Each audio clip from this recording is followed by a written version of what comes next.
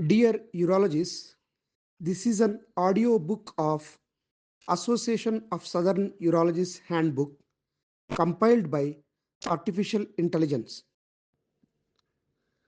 The following audio is complete chapter 5 from the handbook named Guidelines.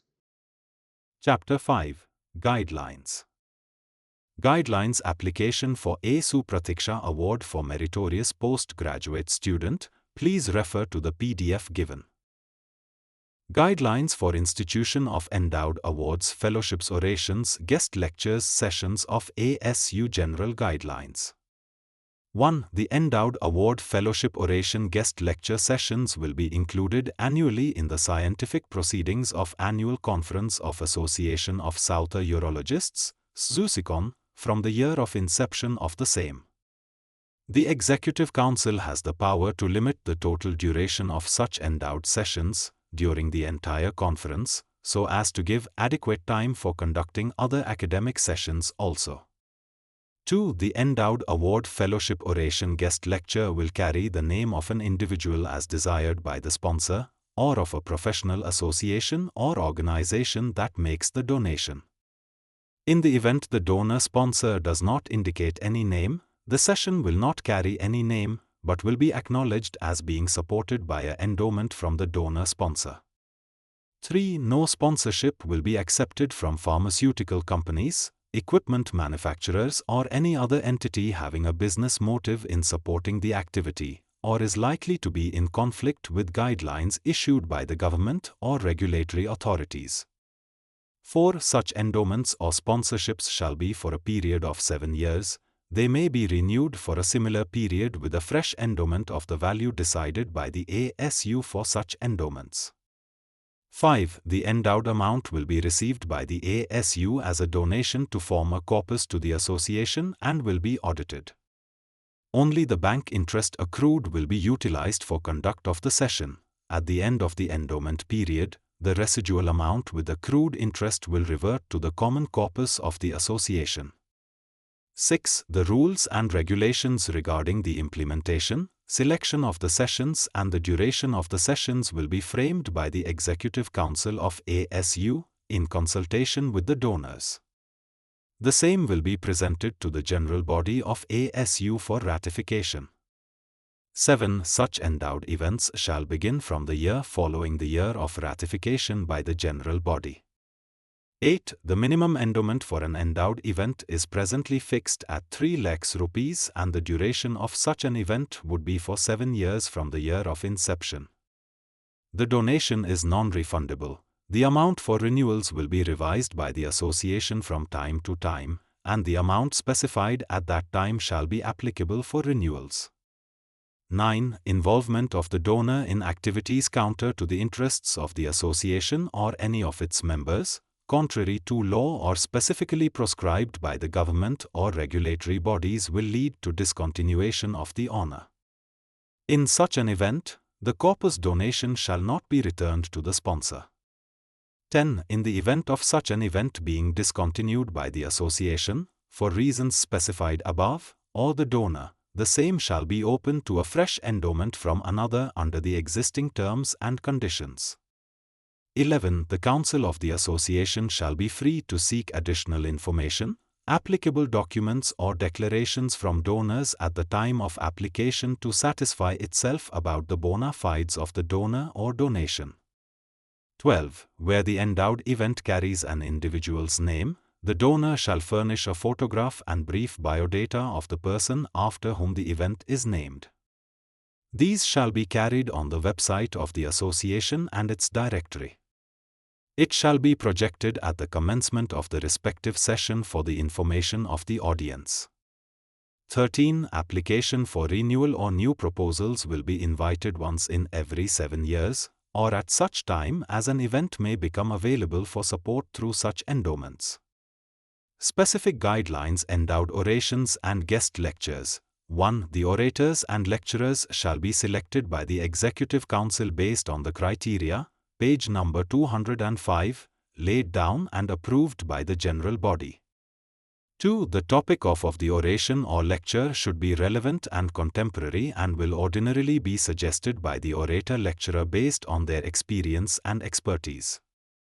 3. The orator-lecturer will be provided complimentary registration and hospitality by organizing committee. 4. The association shall confer a memento and a certificate to the orator-lecturer. Endowed fellowships. 1. These fellowships will run for the duration of the endowment supporting them. If the endowment ceases, these fellowships shall stand withdrawn. 2. Applications for fellowships will be invited from all members of ASU who are eligible to apply for the same. 3. Applicants shall submit the proposals in the prescribed form, along with supporting documents. 4. Applications should be accompanied by letters of concurrence from the institution in which the applicant proposes to pursue the fellowship. 5. The applications will be scrutinized and evaluated against objective criteria by the Executive Council. 6. The award will be announced in the annual general body meeting. 7. The activity planned for the fellowship shall be completed within 10 months of the date of announcement of the award. The awardee shall submit a report attested by the institution at which the activity was undertaken. The report shall be submitted within 1 month of the completion of the activity.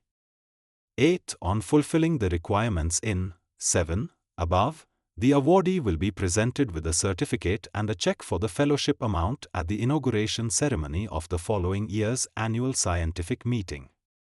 9. Failure to fulfill conditions in 7. above will entail cancellation of the award and certificate.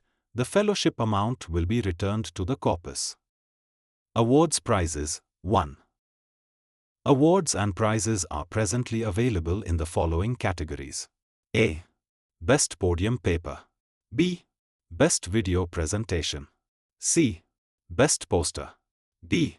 Best Idea Innovation. E. Quiz. F. Best Debater. 2. A panel of referees designated by the Executive Council shall rate the submissions for the categories A, 2, D, above, and the requisite number of top submissions in each category shall be selected for presentation during the designated sessions. 3. Submissions not figuring in the list for competitive categories above shall be placed in non-competitive sessions. 4. The awards and prizes shall be determined by a panel of not less than 3 judges. Such judges shall not be chosen from among the referees who evaluated the submissions in the first instances. 5. In the event of a tie on points, the judges for the session shall moderate among themselves and submit the list of winners duly signed by all of them. Every effort shall be made to arrive at a list of clear winners. 6. The names of winners shall be announced and the certificates and checks for the prize amount medal shall be presented at the valedictory ceremony of the conference. 7. If the judges are unable to resolve the tie, prize shall be jointly awarded, and any cash award shall be shared equally among such winners. 8. All such awards and prizes shall be subject to the winners being eligible to participate in the respective category as per rules framed for the same. Moderators, conveners, quizmasters for endowed debates CPC quiz. 1. Applications nominations for moderators quizmasters for the conference in the following year, in the prescribed format shall be submitted to the Secretary at least 6 months prior to the date of the annual conference. 2. The Executive Council shall choose the moderators quizmaster based on objective criteria. 3. The names of selected moderators quizmasters for the next conference shall be announced during the annual general body meeting. 4. In the event of a moderator quizmaster so selected being unable to discharge the responsibility, the Executive Council shall name a replacement from the list of applicants nominees considered earlier using the same criteria as earlier. Guidelines for conduct of ASU Quiz O-Mania during Annual Conference of Association of South Urologists, ZUSICON. Annual Conference of Association of South Urologists. Objectives. The objective of the quiz is to creatively evaluate the aptitude, knowledge, application and awareness of history mainly among postgraduate urology residents who are associate members of the association. The scores in the quiz will be one of the parameters used for selection of postgraduate residents for various awards fellowships of the association. The scores shall also be used to award various prizes that may be endowed from time to time for the winners. Eligibility. All members who are interested may participate, but only postgraduate residents shall be eligible for any prizes. Duration. The quiz shall be of 30 minutes duration. The questions shall be presented for the first 25 minutes, and the answers shall be given, after all the response sheets have been collected, in the next 5 minutes. Decisions and objections. The decision of the quizmaster shall be final and no objections shall be entertained, as this is a time-bound competitive event. Selection of the quizmaster. The quizmaster shall be selected by the Executive Council of the Association. Content of the quiz and format. 1. The quiz shall be in the form of a PowerPoint or similar presentation. 2. There shall be 45 question-containing slides. 3. Each question-containing slide shall be projected for approximately 30 seconds. 4. Responses shall be recorded only in the response sheets distributed by the ASU Secretary. 5. Questions shall cover A. Contemporary urology, B. Urological history, C. Basic sciences as applied to urology, D. Imaging sciences as applied to urology, E. Research frontiers in urology, F. Any other topic of urological interest or relevance. 6. The questions can have 4 possible responses, if presented in multiple choice pattern. 7. Where images are used, the image, the question and the responses shall appear on the same slide. 8. The font size shall be such as to be visible from at least 10 rows. 9. The quality of images shall be such as to enable easy visualization. 10. All material and questions shall be from verified sources. Responsibilities of the quizmaster. 1. The quizmaster shall submit a declaration that the same set of questions has not been used in any other quiz conducted by him/her and shall sign a declaration of confidentiality. 2. The quizmaster shall be responsible for maintaining the integrity of the quiz at all times. 3. The quizmaster shall adhere to the format given in these guidelines. 4. The quizmaster shall adhere to the timings given in these guidelines. 5. The quizmaster shall maintain confidentiality at all times. 6.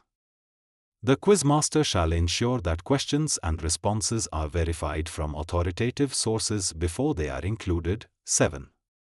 The quizmaster shall collect the blank response sheets from the ASU secretary just prior to the commencement of the quiz. 8. The quizmaster shall enlist an adequate number of volunteers to supervise the participants and collect the responses in time. 9. The quizmaster shall arrange for volunteers of sufficient seniority to evaluate the response sheets. 10. The quizmaster shall finish the evaluation by the next morning and hand over the results to the ASU secretary. 11. The quizmaster shall also hand over a tabulated sheet of individual scores, duly signed, to the ASU secretary. 12. The quizmaster shall hand over all the evaluated response sheets to the ASU secretary along with the results. 13. The quizmaster shall not present the same quiz at any other competitive forum. Announcement of results. The ASU secretary shall announce the results during the valedictory function of the annual scientific meeting of the ASU and the president will give away the prizes. Declaration of confidentiality and integrity by quizmaster of ASU. I, Dr. have been appointed quizmaster for the ASU quiz to be conducted during the annual conference of ASU to be held at for the year. ASU Secretary. 11. The quizmaster shall also hand over a tabulated sheet of individual scores, duly signed, to the ASU Secretary. 12.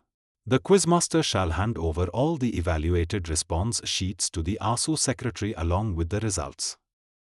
13. The quizmaster shall not present the same quiz at any other competitive forum. Announcement of results. The ASU secretary shall announce the results during the valedictory function of the annual scientific meeting of the ASU, and the president will give away the prizes.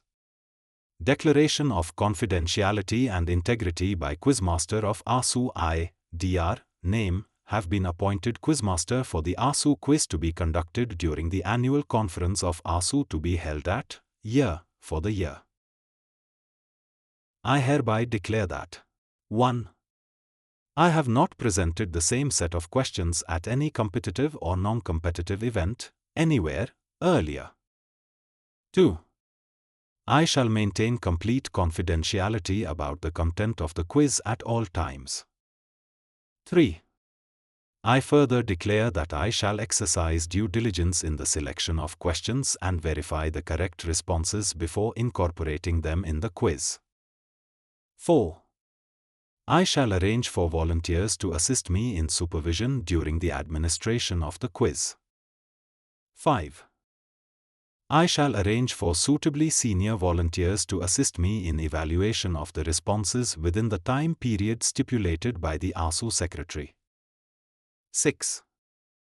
I shall prepare a duly signed tabulated sheet containing the names of the participants and their scores and hand the same over to the ASU secretary within the stipulated time period.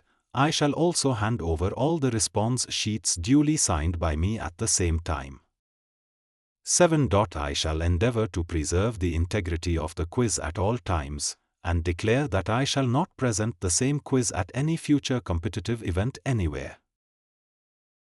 Guidelines for conduct of ASU Professor H.S.BH at Midterm Workshop. The ASU Professor H.S. Bhatt Midterm Workshop was instituted to commemorate the Doya of Indian Urology, Professor Shashidhar Hattangadi Bhatt, Professor H.S.B. to his contemporaries, who established the specialty of urology in India and was teacher and mentor to a large number of urologists for over 4 decades. His humility, deep commitment to humanity and empathy for patients stood out throughout his life. He strove to pass these qualities on to his students, trainees, peers, and those who sought his guidance and support during the early days of his career. He was also a strong votary of learning who acknowledged the ever-evolving nature of medical science and exhorted urologists to evolve continually and thereby render good care to the patients who came to them. The workshop has been endowed with a corpus contributed from the proceeds of USICON 2012 held at Bengaluru, conducted by several of his students, and the Association of Southern Urologists gratefully acknowledges this generous deed. Consequently, the first formal workshop was held at Chennai in 2013.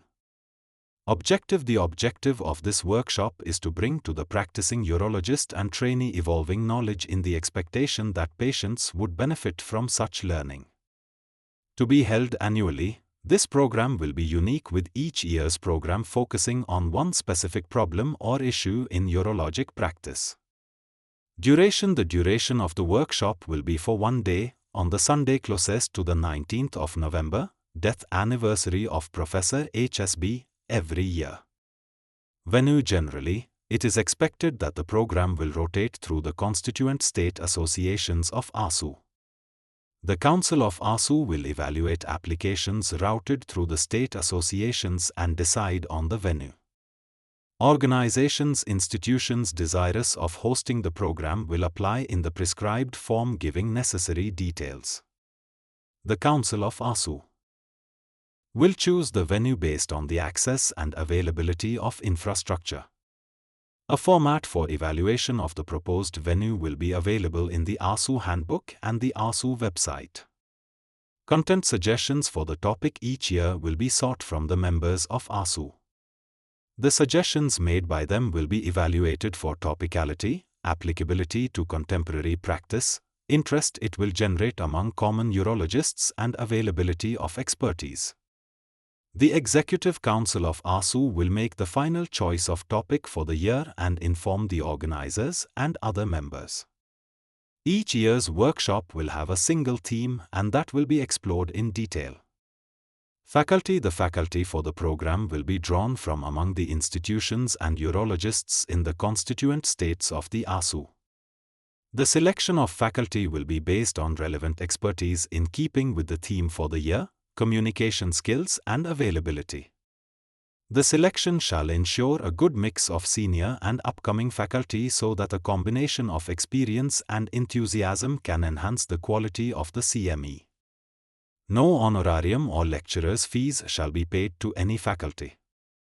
Registration will be open to anyone with interest in the subject who wishes to attend. There shall be no registration fee, but pre-registration will be mandatory in order to enable organizers to plan logistics and make arrangements at the venue. No accommodation shall be provided or arranged for by ASU or the local organizers. Attendees shall make their own arrangements for travel and accommodation. Q course material. A compilation of faculty presentations shall be given to the participants. The material will also be placed on the ASU website. Credit hours. Local organizers and ASU shall strive to obtain credit points from the respective state medical council for the event. These shall be available only to pre-registered delegates who have provided full particulars at the time of registration. Sponsorship. No sponsorship shall be taken from any pharmaceutical company, device or equipment manufacturer for the same. There shall be no trade displays at the venue.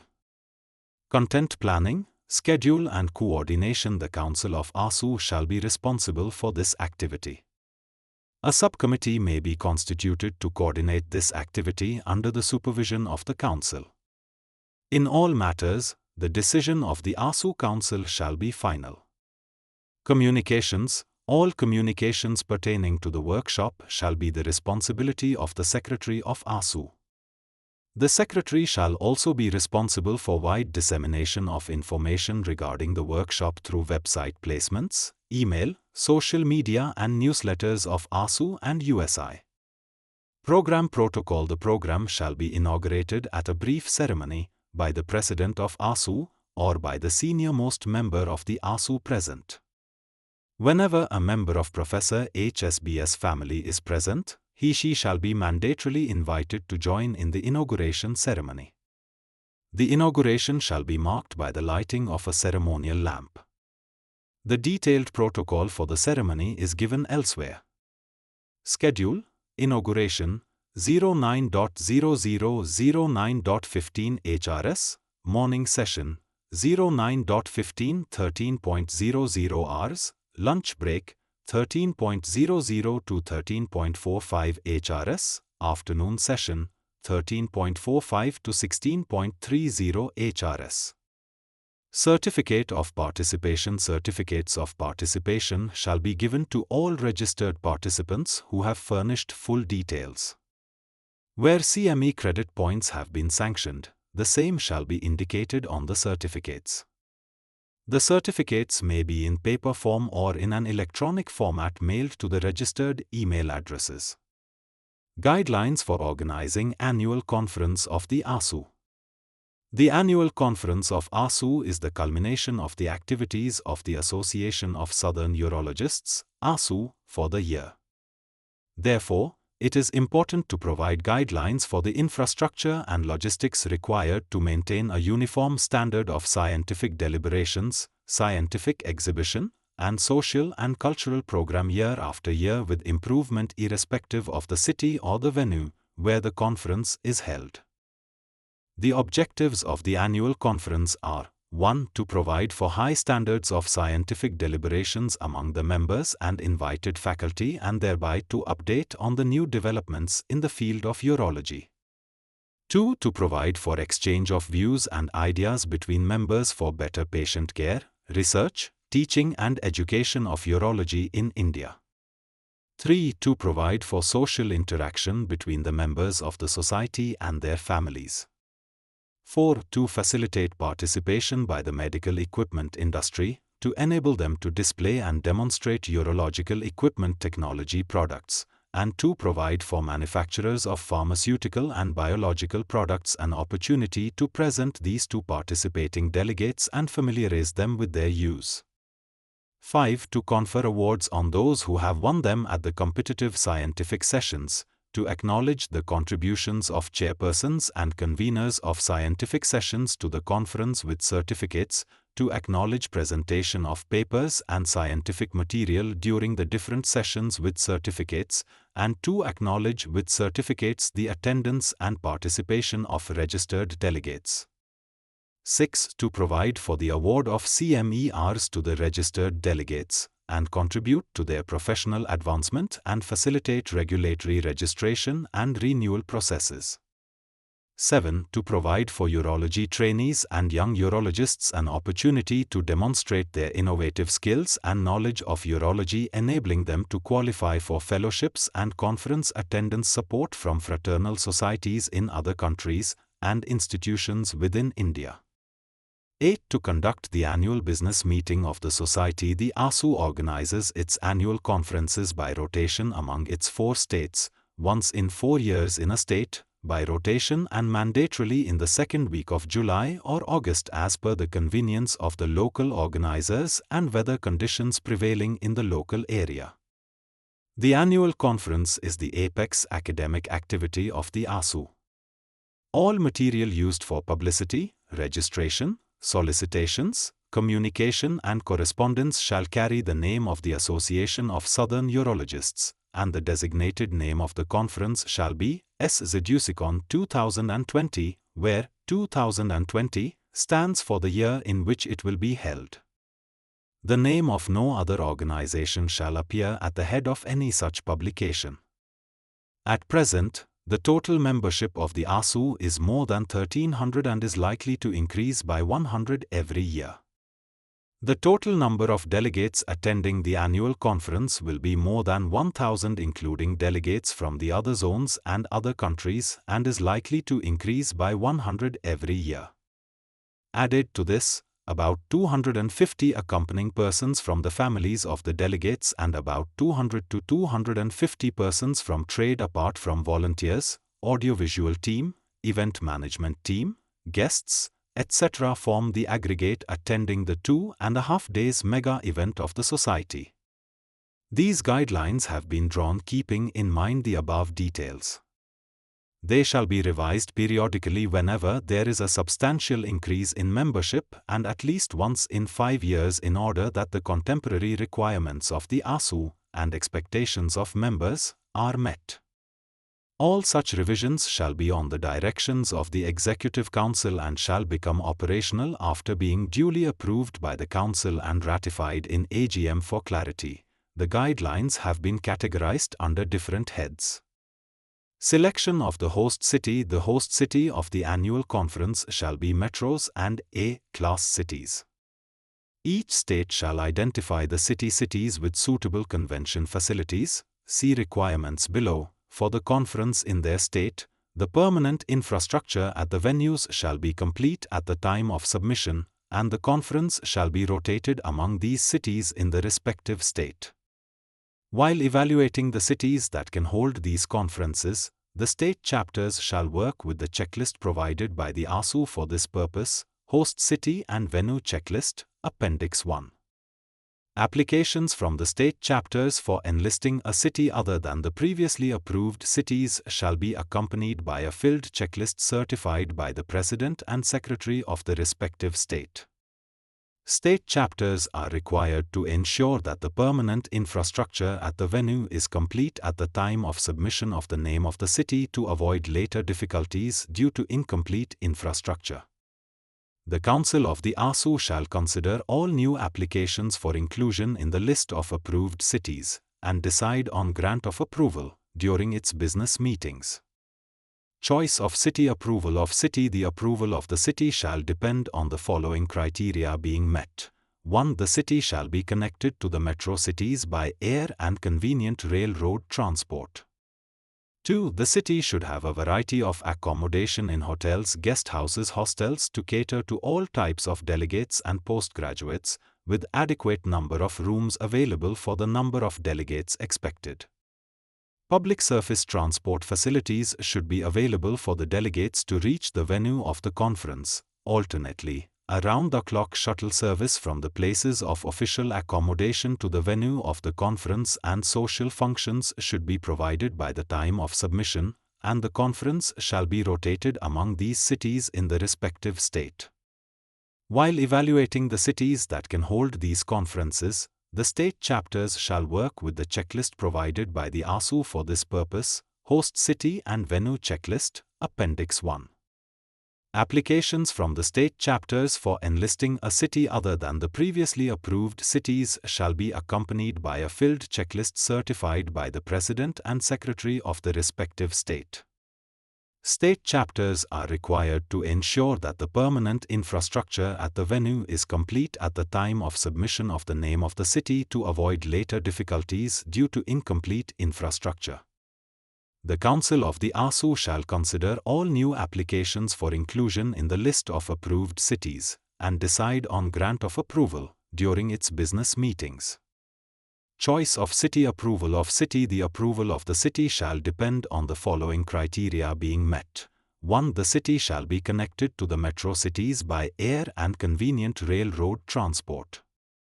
2. The city should have a variety of accommodation in hotels, guest houses, hostels to cater to all types of delegates and postgraduates, with adequate number of rooms available for the number of delegates expected.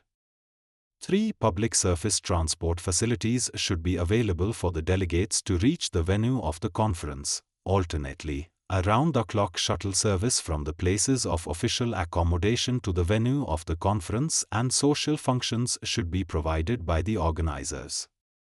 4. The city should offer sightseeing and recreational opportunities for the accompanying persons. Conference halls. The city identified should have facilities of a center with the following available on-site. 1. Air-conditioned auditorium having a capacity of 1,000 to 1,200 persons for plenary sessions, inaugural function and other common scientific programs, considering an average attendance of 50 to 60% members for the conference. 2. 1 additional air-conditioned hall of capacity 400 to 500 persons for concurrent sessions, special group meetings and annual general body meeting. 3. 3 to 4 additional air-conditioned halls of capacity 200-300 persons for concurrent sessions. The required capacity of these halls must be reviewed every 2 years and revised as per the existing membership number and based on the attendance in the previous 2 seducicons. 4. Adequate space for display of e-poster monitors, about 15 to 20 monitors, or regular posters, 50 numbers, in each session. 5. 2 conference rooms to accommodate 30 persons for conducting USI and Zonal Council meetings, with audiovisual facilities and arrangements for serving coffee, tea, snacks or compact meals during the meetings.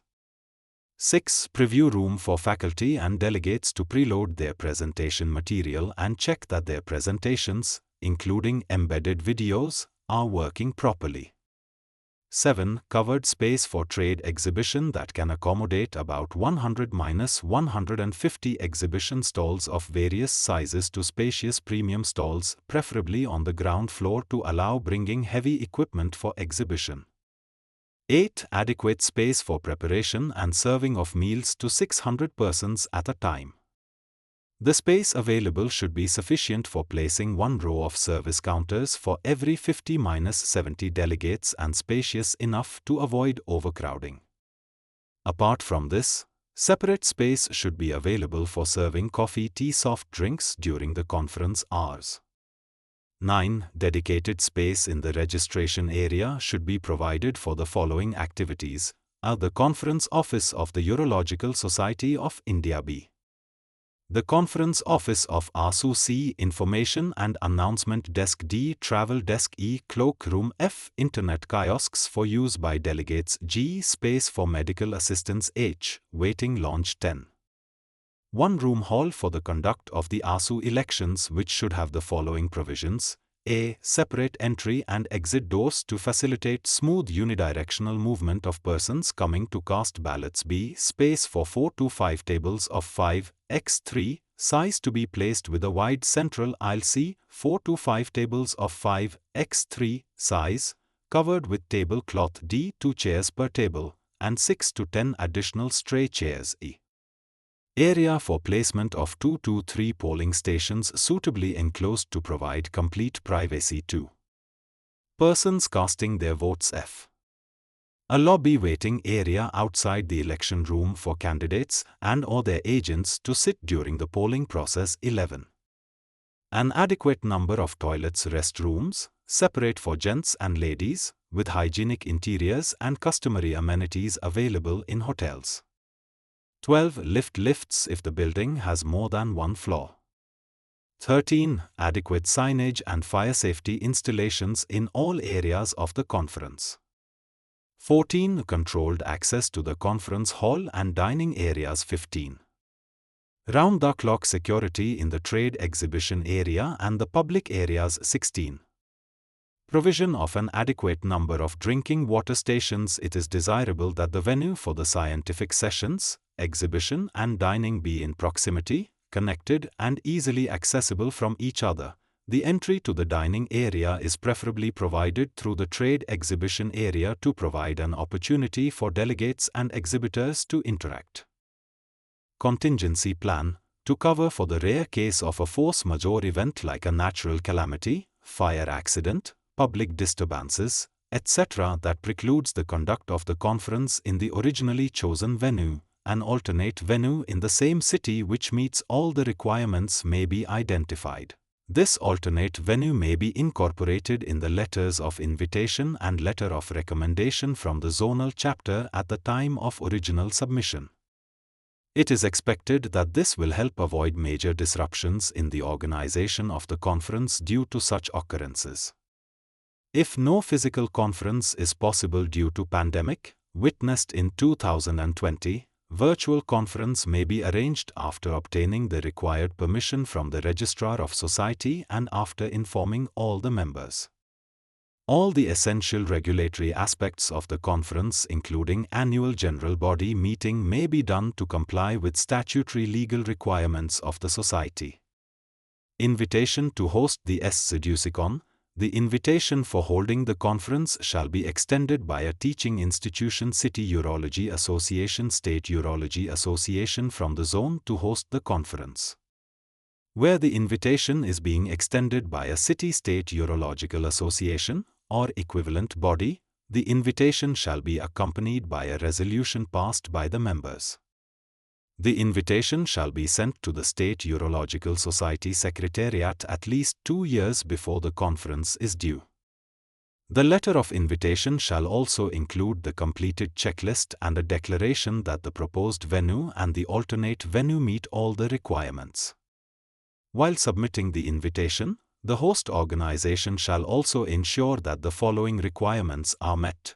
1. The host association institution should be a body registered under law, after duly complying with all the statutory requirements for registration.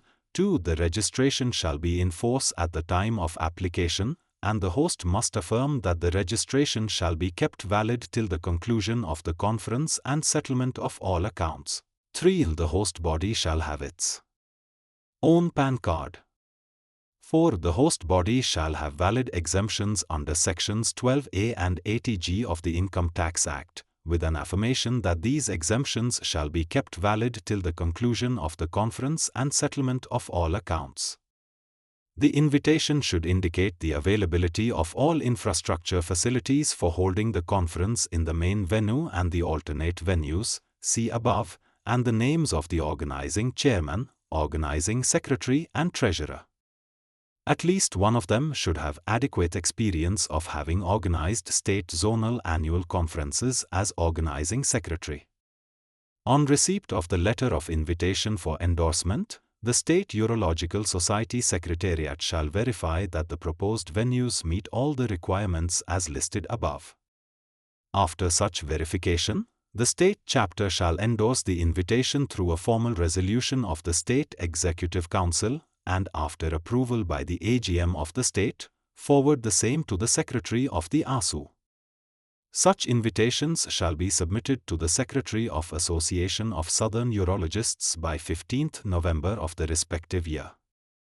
The Secretary shall circulate the same to the members of the Council. The final choice of the city shall be made by the Council of the ASU at its business meeting and after approval in the AGM of ASU, shall be communicated to the respective state chapter and local organizing committee in writing. Alternatively, an institution meeting the above criteria may submit an offer if there is no local city chapter of urologists.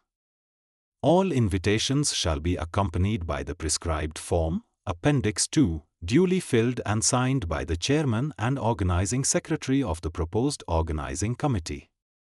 Either the chairman of the proposed organizing committee or the organizing secretary should make a presentation covering the following aspects, supported with photographs and documents as applicable, in the AGM and council meeting of the ASU, when required. 1. The proposed dates for the conference as well as an alternate set of dates. 2.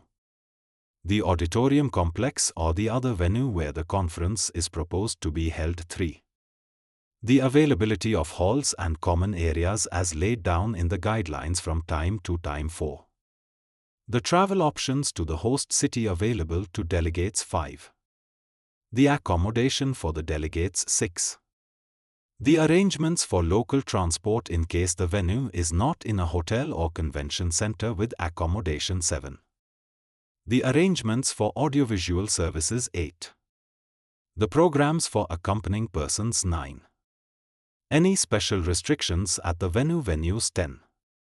The proposed registration charges in the event of more than one proposal for hosting the conference. The final decision of the venue should be arrived at a consensus between the proposing bodies in the council meeting of the state.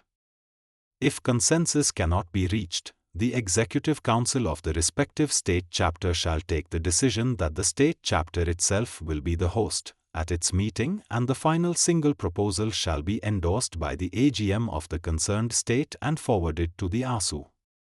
If there is no invitation from a state chapter, the conference will go to the next state chapter in line as per ASU guidelines. Hence, every effort must be taken to present a proper valid proposal from the state without fail. Inspection of proposed venue. The ASU President-elect will inspect the proposed venue 1.5 years prior to the proposed dates for the conference. Traveling expenses of the President-elect for this purpose, via the shortest distance, will be borne by the ASU. Lodging and local transport shall be arranged by the proposed organizing committee. The President-elect will submit a report on the suitability of the venue, its readiness and any other matters to the ASU Council within 1 month of the inspection. If the ASU Council does not consider the venue to be ready or suitable, it shall propose an alternate venue suggested by the state to the subsequent annual general body meeting for approval. Wherever possible, the alternate venue chosen shall be from among the original bidders. The venue should be finalized 1 year before the planned SZUSICON, in order to start the registration process for the planned SZUSICON at least 1 year ahead of the event. Organizing Committee. The annual conference of ASU is organized under the auspices of the ASU in collaboration with a local organizing committee, formed according to the selected venue. The organizing committee of the conference should include the following members: I President, ASU 2 President-elect, ASU 3 Ho Secretary, ASU 4 Ho Treasurer, ASU V Secretary-elect, ASU 6 Treasurer-elect, ASU 7 ASU Council members representing that state, 8 President, State Chapter 9 Secretary, State Chapter. All these above officers will be the officers in effect in the conference year. Ex-Chairman Local Organizing Committee 11 Secretary Local Organizing Committee 12 Treasurer Local Organizing Committee. The Organizing Committee of the conference will be responsible for the overall organization and conduct of the conference. The Organizing Committee may engage an event manager to facilitate the organization of registration, travel, accommodation, communication, and any other job assigned by the local Organizing Committee. Conduct of the conference. The Chairman Secretary of the local organizing committee shall be in regular contact with the Secretary of ASU from the time of confirmation of venue until all outstanding matters including accounts have been satisfactorily settled at the end of the conference. In addition, They will be required to present the progress in arrangements for the conference during the council meetings of ASU and in the general body meeting as and when required. The chairman and secretary of the organizing committee shall sign a formal undertaking accepting the terms for conduct of the conference, Appendix 3. The council of the ASU will decide the scientific content and the timing of the official functions of the ASU. The local organizing committee shall adhere to the conference program finalized by the ASU council for that particular conference.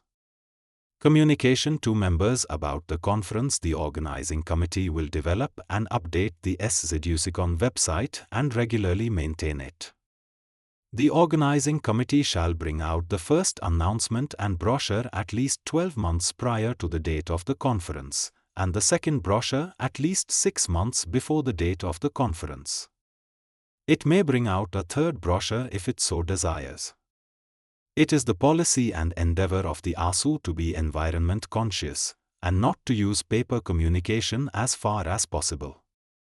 The brochures may be circulated to members electronically keeping this objective in mind. Upon receiving the final scientific program from the ASU secretary, the organizing committee shall print the same as a booklet, shall prepare a special downloadable software application to be distributed to all registered delegates and participants with the following information: 1. Dates, time and place, venue of the conference. 2. Highlights of the scientific program for the conference. 3. The names of persons in ASU council and organizing committee who could be contacted in an emergency, and their contact numbers. 4. A site map of the conference venue indicating the location of the different halls, trade area and dining area. 5. Any prohibited or proscribed activities specific to the venue. 6. Schedules of pickup vehicles from hotels to the venue and back. 7. Arrangements made for the transportation of delegates and participants to off-site events like banquets. 8. Details of activities for accompanying delegates, and the names and contact numbers of persons responsible for the same. 9. Information on places of tourist interest nearby, approximate distances and the contact conference. It may bring out a third brochure if it so desires. It is the policy and endeavor of the ASU to be environment conscious and not to use paper communication as far as possible. The brochures may be circulated to members electronically keeping this objective in mind. Upon receiving the final scientific program from the ASU secretary, the organizing committee shall print the same as a booklet, shall prepare a special downloadable software application to be distributed to all registered delegates and participants with the following information: 1. Dates, time and place, venue of the conference. 2. Highlights of the scientific program for the conference. 3. The names of persons in ASU council and organizing committee who could be contacted in an emergency, and their contact numbers. 4. A site map of the conference venue indicating the location of the different halls, trade area and dining area. 5. Any prohibited or proscribed activities specific to the venue. 6. Schedules of pickup vehicles from hotels to the venue and back. 7. Arrangements made for the transportation of delegates and participants to off-site events like banquets. 8. Details of activities for accompanying delegates, and the names and contact numbers of persons responsible for the same. 9. Information on places of tourist interest nearby, approximate distances and the contact details of the authorized to agent. 10. Information about transport arrangement, if any, with charges. 11. Information about institutional sightseeing visits, if any, with or without charges. 12. Information on hotel lodgings, list of hotels with detailed tariff rates to be provided. 13. Train and air schedules to and from the host city to different important cities of the country. 14. Details about climatic conditions. 15. Name of travel agent at the place of the conference, if fixed up and known by the time. This booklet information about the application shall be sent in advance to all pre-registered delegates. Additional copies guidelines to download the conference application may also be kept at the reception counter.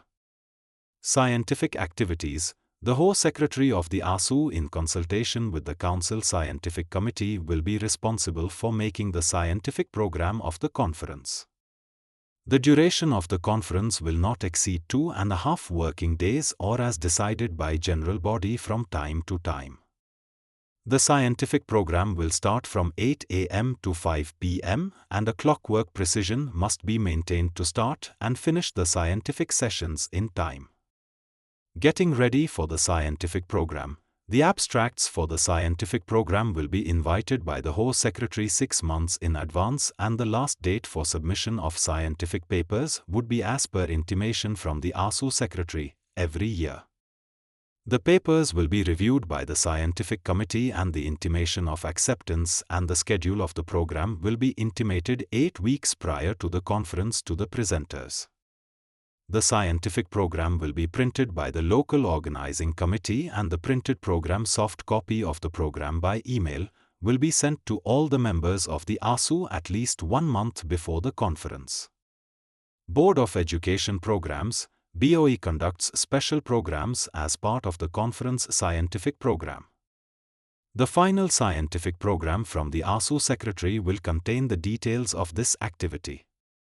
Audio-visual arrangements. Audio-visual arrangements form the backbone of the scientific program of the conference and can make or break a conference. The organizing committee shall identify a provider with proven track record in this regard and entrust this aspect of conference to them. It is preferable to assess the proposed venue with the chosen audiovisual facility provider well in advance to plan the requirements for the successful conduct of the conference, and to confirm that all the technological requirements can be met. Additional input from the ASU Secretary regarding the planned programs in the conference like live telecast of operative procedures, video conferences, webcast, etc. which require dedicated technological support and connectivity, will help in planning and executing the necessities of and the schedule of the program will be intimated 8 weeks prior to the conference to the presenters.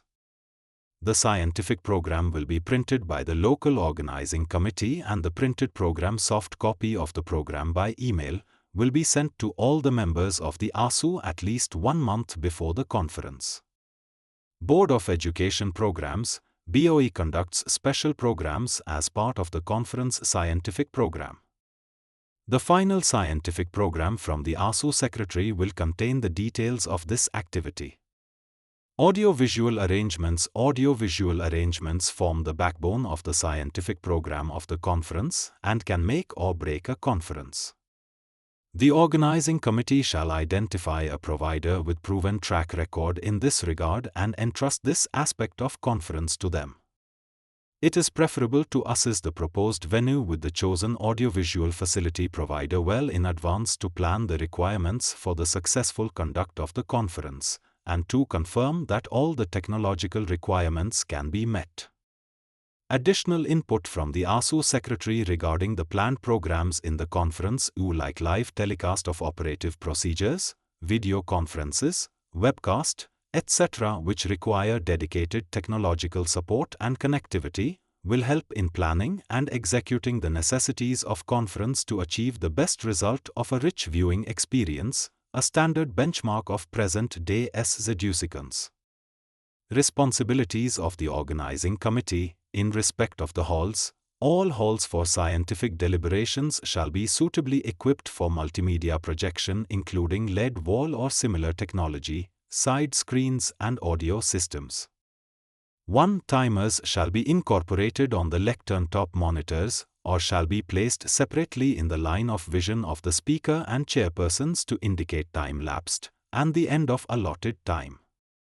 A panel board with green, yellow and red lights should be available in every hall. It must be operated by the volunteers assigned in the hall for the prescribed time. The panel board should be visible to the speaker, chairpersons and audience. 2. Adequate space for chairpersons, a monitor screen for chairpersons, and a lectern for the speaker. 3 volunteers or staff to assist in preparing the stage and moving furniture as per needs of each session. At least 4 volunteers shall be required per hall. 4 hall coordinators from the organizing committee should be present throughout the sessions and should be having the contact details of the important members of the organizing committee. 5. All the halls should preferably be within the same building complex. If that is not possible, they should not be located more than 50 meters from one another and must be connected by covered passages offering protection from rain and sunlight. 6. Smoking and food should not be permitted in the halls. 7. Persons not registered or children should not be allowed inside the halls. 8. No commercial advertising is allowed inside the halls during scientific sessions unless clearly authorized by the ASU Council. Responsibilities of the Organizing Committee in respect of the scientific program. 1. Preparing the halls and areas for the scientific sessions as per the guidelines. 2. Ensuring that all halls have power supply backups and checking the backups every morning and afternoon prior to the commencement of the sessions. 3. Facilitating the installation of stage props, screens, etc. as per requirements. 4. Facilitating the installation of audiovisual transmission systems in all the halls. 5. Providing prominent, easily readable displays of the scientific program schedule at the reception registration area. 6. Providing external, direction, signage at appropriate locations to assist delegates in locating the different halls easily. 7. Providing hall coordinators for each half-day, on all days, and at least 4 more volunteers who are familiar with all aspects of the hall and can guide presenters and participants. 8. Checking that all equipments, including timers, are in working condition prior to the commencement of the sessions every morning and afternoon. 9. Providing drinking water at the lectern and the chairperson's table. 10. Providing mobility assistance for any speaker who may be in need of the same. 11. Provision of response sheets in the desired format for the quiz and any other session for which the ASU secretary has indicated that they are required. 12. Ensuring continual communication between the hall coordinators and the organizing secretary. Responsibilities of ASU office towards annual conference. 1. The ASU office and ASU secretary will be responsible for the planning, preparation and coordination of the scientific program. 2. The ASU secretary and office will be responsible for creating links to the conference website on the ASU website and dissemination of the news of the conference preparations through the ASU website and newsletters. 3. Will participate in the state conferences and promote ASU membership and update the database of the members. 4. Will promote the annual conference on behalf of the organizers to urologists and surgeons in India and abroad. 5. The ASU office will help the ASU secretary in the process of online paper-video abstracts submission, review of papers abstracts, selection of papers and publication of scientific program. 6. The ASU secretary and ASU office will be responsible for correspondence with invited orators and invited faculty. 7. The ASU office will help the ASU secretary in the selection of and correspondence with the chairpersons, conveners and moderators for the scientific sessions during the conference.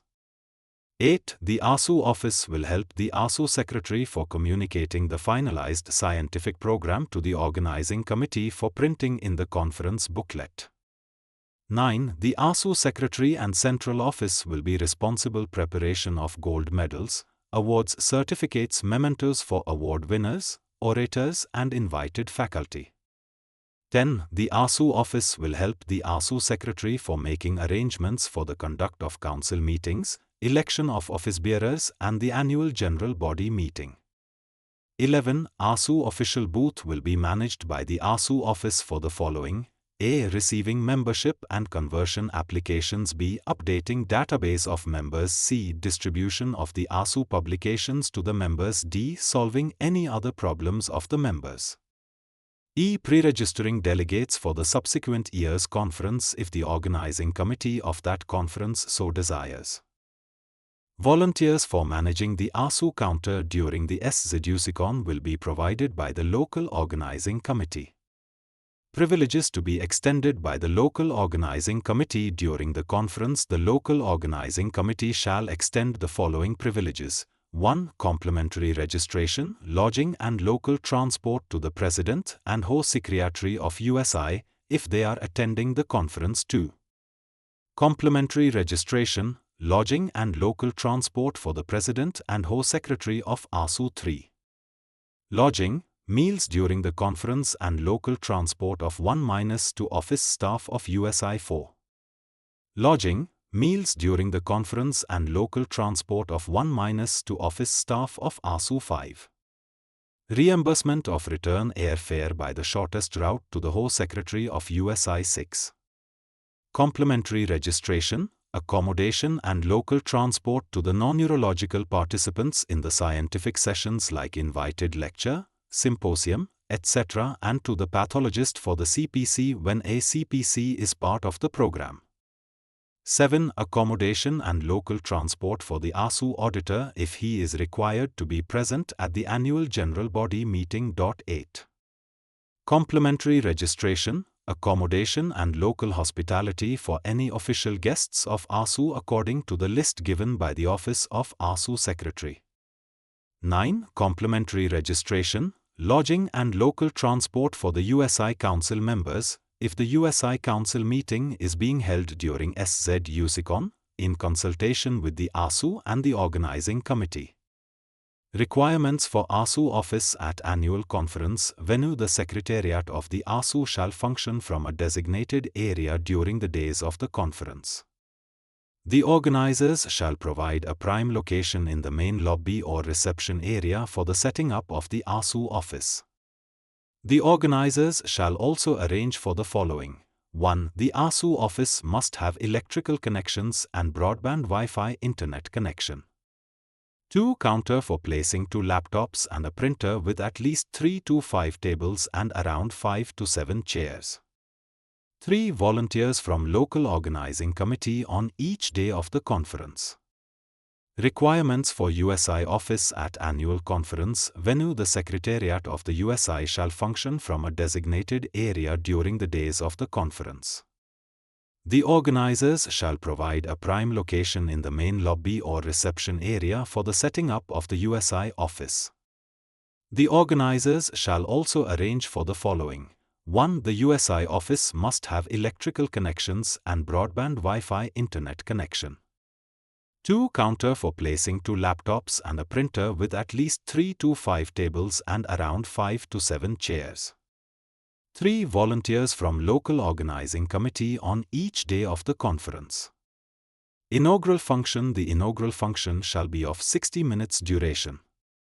It shall ordinarily be held in the evening of the first day of the conference, and shall be followed by a cultural program. This function shall ordinarily be held in the main hall of the conference venue. The ASU has a prescribed protocol for the inaugural function, and this shall be strictly adhered to.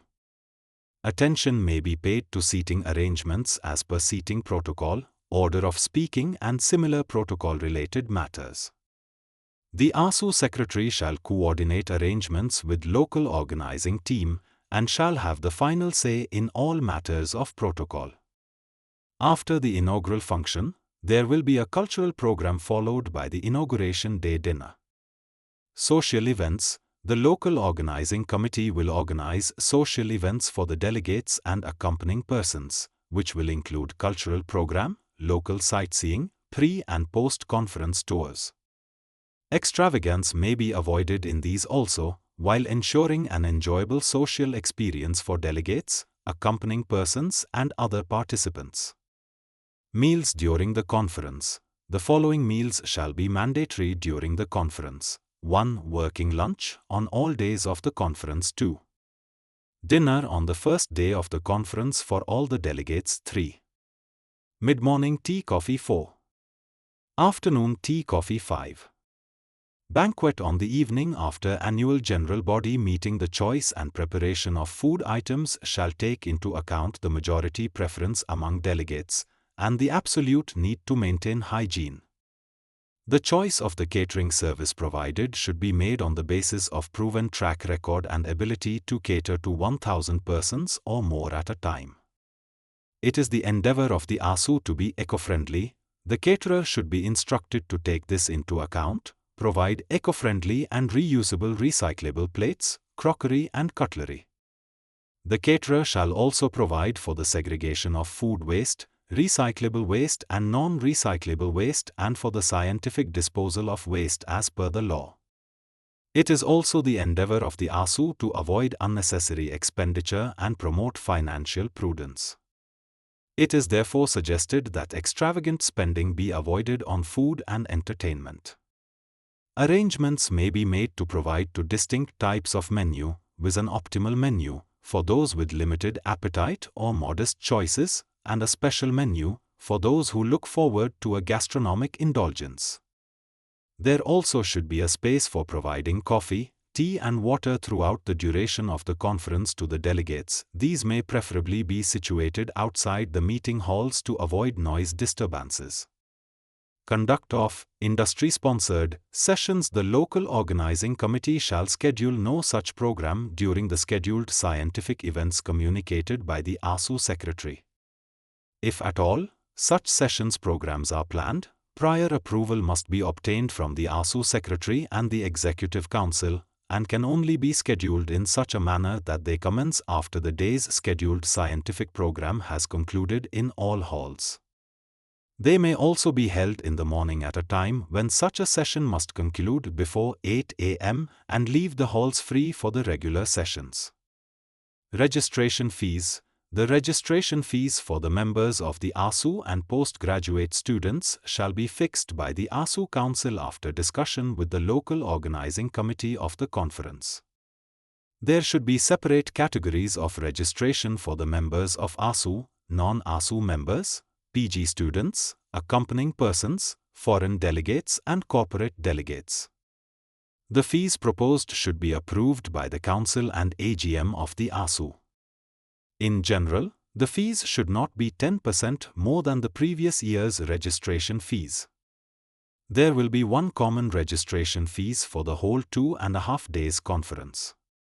Since the registration for ASU starts in the previous ASU itself, that is termed early bird registration, which extends up to 6 months before the conference. The regular registration should be from 6 months prior to the conference up to 1 month before the conference. After that, there should only be spot registration.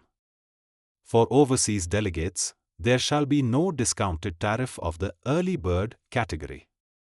The local organizing committee shall create the option for online registration and payment of registration fees through payment gateways by providing appropriate links on the conference website. In addition, delegates shall have the option of payment through bank transfers to the conference account, demand drafts at par checks, credit-debit card payment or cash. Spot registrations shall be against cash card payment only. The payment of registration should be on the name of ASU 2020 by AC Pay bank draft credit cards. Since there is service tax on the registration fees, the above-mentioned fees must include the service tax component also. The registration fees must be paid by the delegates only. Registration by the pharmaceutical companies and corporate entities who are not the delegates' institutions must not be accepted. As special case, the early bird registration fees only will be collected from the delegates from military services even on their spot registration due to their practical difficulty for prior registration. Refunds in the case of cancellations shall be made subject to availability of funds. Refunds shall only be applicable if the cancellation was conveyed to the organizing secretary, in writing, at least 1 month in advance of the date of commencement of the conference. Such refunds shall not exceed 50% of the registration amount paid, and all refunds shall be through check or bank transfer. The bank account will be opened using the PAN card and documents of local organizing body. Trade participation. Trade participation is an important aspect of the conference. The trade exhibition area should be easily accessible to the delegates. It should be a covered space, preferably air-conditioned, for about 100 to 150 exhibition booths of 3 times 3 meters area. There should be provision for open space as well as covered booths as per the requirement of the exhibitor. The area provided should take into account the actual number of trade participants and their individual requirements. The exhibitors should have uninterrupted electricity, security and facilities to raise their stalls according to their choice. A trade directory is to be prepared listing the location of the various stalls and distributed to all delegates as part of or separately in the conference application or in printed format. In between the scientific sessions, at the end of scientific session and during lunch tea time may be provided to the delegates to visit the exhibition area. The trade exhibition shall be open from 9 a.m. up to 6 p.m. On one evening, time may be allotted when trade persons can interact with the delegates and delegates can also ask and clarify their problems. The tariff for trade participation is to be approved by the Council of the ASU in comparison with the tariff at previous conferences and considering the relative costs in different cities. The tariffs for trade participation shall be kept at a level that exhibitors find it attractive to participate. A larger number of trade participants will also enhance the financial viability of the conference. The ASU will not ordinarily intervene in disputes between the trade exhibitors and the organizing committee. Where there is breach of commitment or default in clearing dues by any exhibitor, the ASU shall publish details of the default in the ASU newsletter for information of members. Reciprocally, it is expected that the organizers will keep the commitments made to exhibitors and trade participants during solicitation.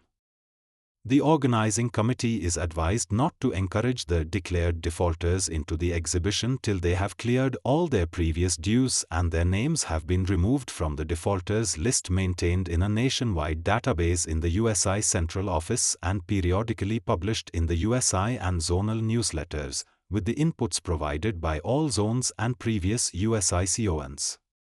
Planning of finances for the conference. Many activities connected to the conference will have to begin well in advance, and some of them may hold the key to the viability of hosting the conference.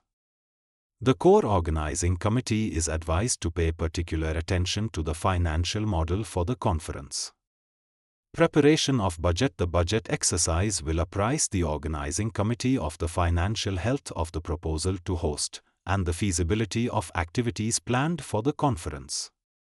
For easy understanding, they have been placed under the heads of Provision for Expected Income and Provision for Expected Expenditure. It is to be understood that these are likely to change and evolve with the passage of time and may vary with local conditions. The local organizing secretary and treasurer will plan this in consultation with the zonal executive, including the honorary secretary and treasurer of ASU. Financial management. All financial matters pertaining to the conference shall be handled as follows. 1. The local organizing committee shall be bound by an undertaking to the effect financial operations for the conference shall be as per law, and shall not compromise the legal obligations of ASU in the matter. 2. The account to be opened should be in the name SZUSICON 2020. 3. The organizers should not open more than one account for handling the finances of SZUSICON 2020. There cannot be any other account of the conference using any other PAN card. 4. The conference account shall be opened only in any one of nationalized banks. 5. The conference account should be a joint account in which the organizing secretary, treasurer should be mandatorily included as the signatories along with the treasurer of ASU. For the dispersal of the checks, any two of the signatories shall be authorized to sign the checks. 6. The organizing committee shall provide the treasurer of ASU with the bank internet login and password of the account only for viewing purposes. It need not give the transaction password.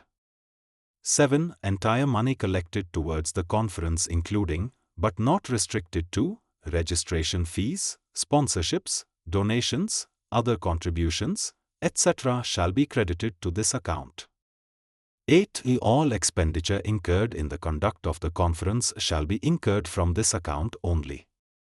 The organizing committee shall ensure that it requests all the vendors to whom the committee is paying the bills shall be by check only if the amount exceeds 20,000 rupees. The auditor shall instruct the treasurer to deduct TDS as applicable for all the bills which are paid to a vendor exceeding rupees 20,000 in a financial year.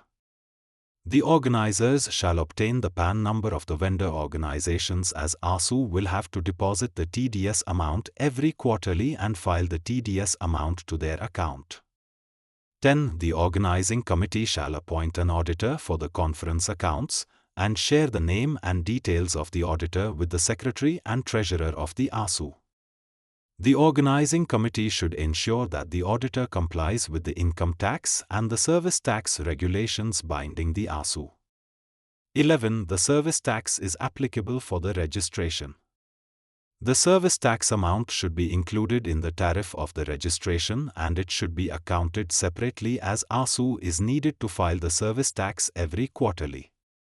The organizing committee must comply with the service tax rules, as they are very stringent and the ASU is liable for any default.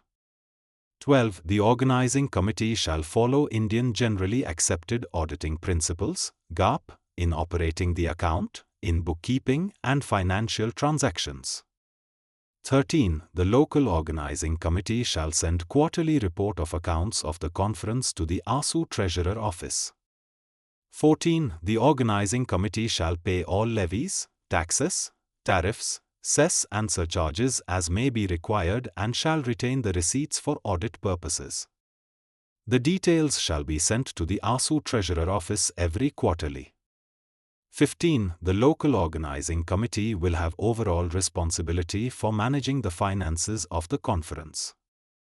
The ASU executive along with the local organizing committee will jointly make efforts to raise the funds for the conference. 16. The organizing committee shall have the conference accounts audited by the designated auditor and submit the audited accounts within 12 weeks of the conclusion of the conference to the ASU treasurer as it has to be audited by the CA of ASU before incorporation of accounts. The treasurer of ASU will submit the audited accounts of the conference to the annual general body meeting the following year. 17. All three, viz., the local organizing chairman, local organizing secretary and the treasurer should sign the final audited statement to be submitted to the ASU. Of the surplus amount remaining at the end of the conference, 40% shall be donated to the ASU, 30% to the state chapter and the remaining to the city chapter or the institution which hosted. If more than one body is associated as co-host in organizing the SZUSICON, the 60% as non-ASU share should be divided in the proportion accepted while deciding to host the conference together. 18. The organizing committee shall make a certified copy of the audited statement of accounts to the ASU, if the same is required for finalizing accounts of the ASU, or is required to fulfill legal obligations of the ASU. 19. The donation made to the ASU shall be unconditional provision for expected income, 1. Grants from government agencies. 2. Corporate-level sponsorships with major industries. 3. Sponsorship from the urological equipment manufacturers and pharmaceutical companies who participate in the trade exhibition. 4. Sponsored scientific sessions, lunches and dinners. 5. Advertisements in the brochures, conference book, etc. 6. Registration fee from the delegates participating in the conference. 7. Donations from local industries, agencies, departments and well-wishers. 8. From advertisements in a souvenir, if one is brought out. Provision for expected expenditure. 1. Cost of printing of brochures. scientific program, conference book, invitation cards, etc. 2. Rental for venue. 3. Expenditure on audio-visual arrangements and internet connectivity. 4. Expenditure on stage arrangements. 5. Expenditure on special requirements of lighting, sound, etc. required by performers at the cultural program, programs for accompanying persons and the banquet.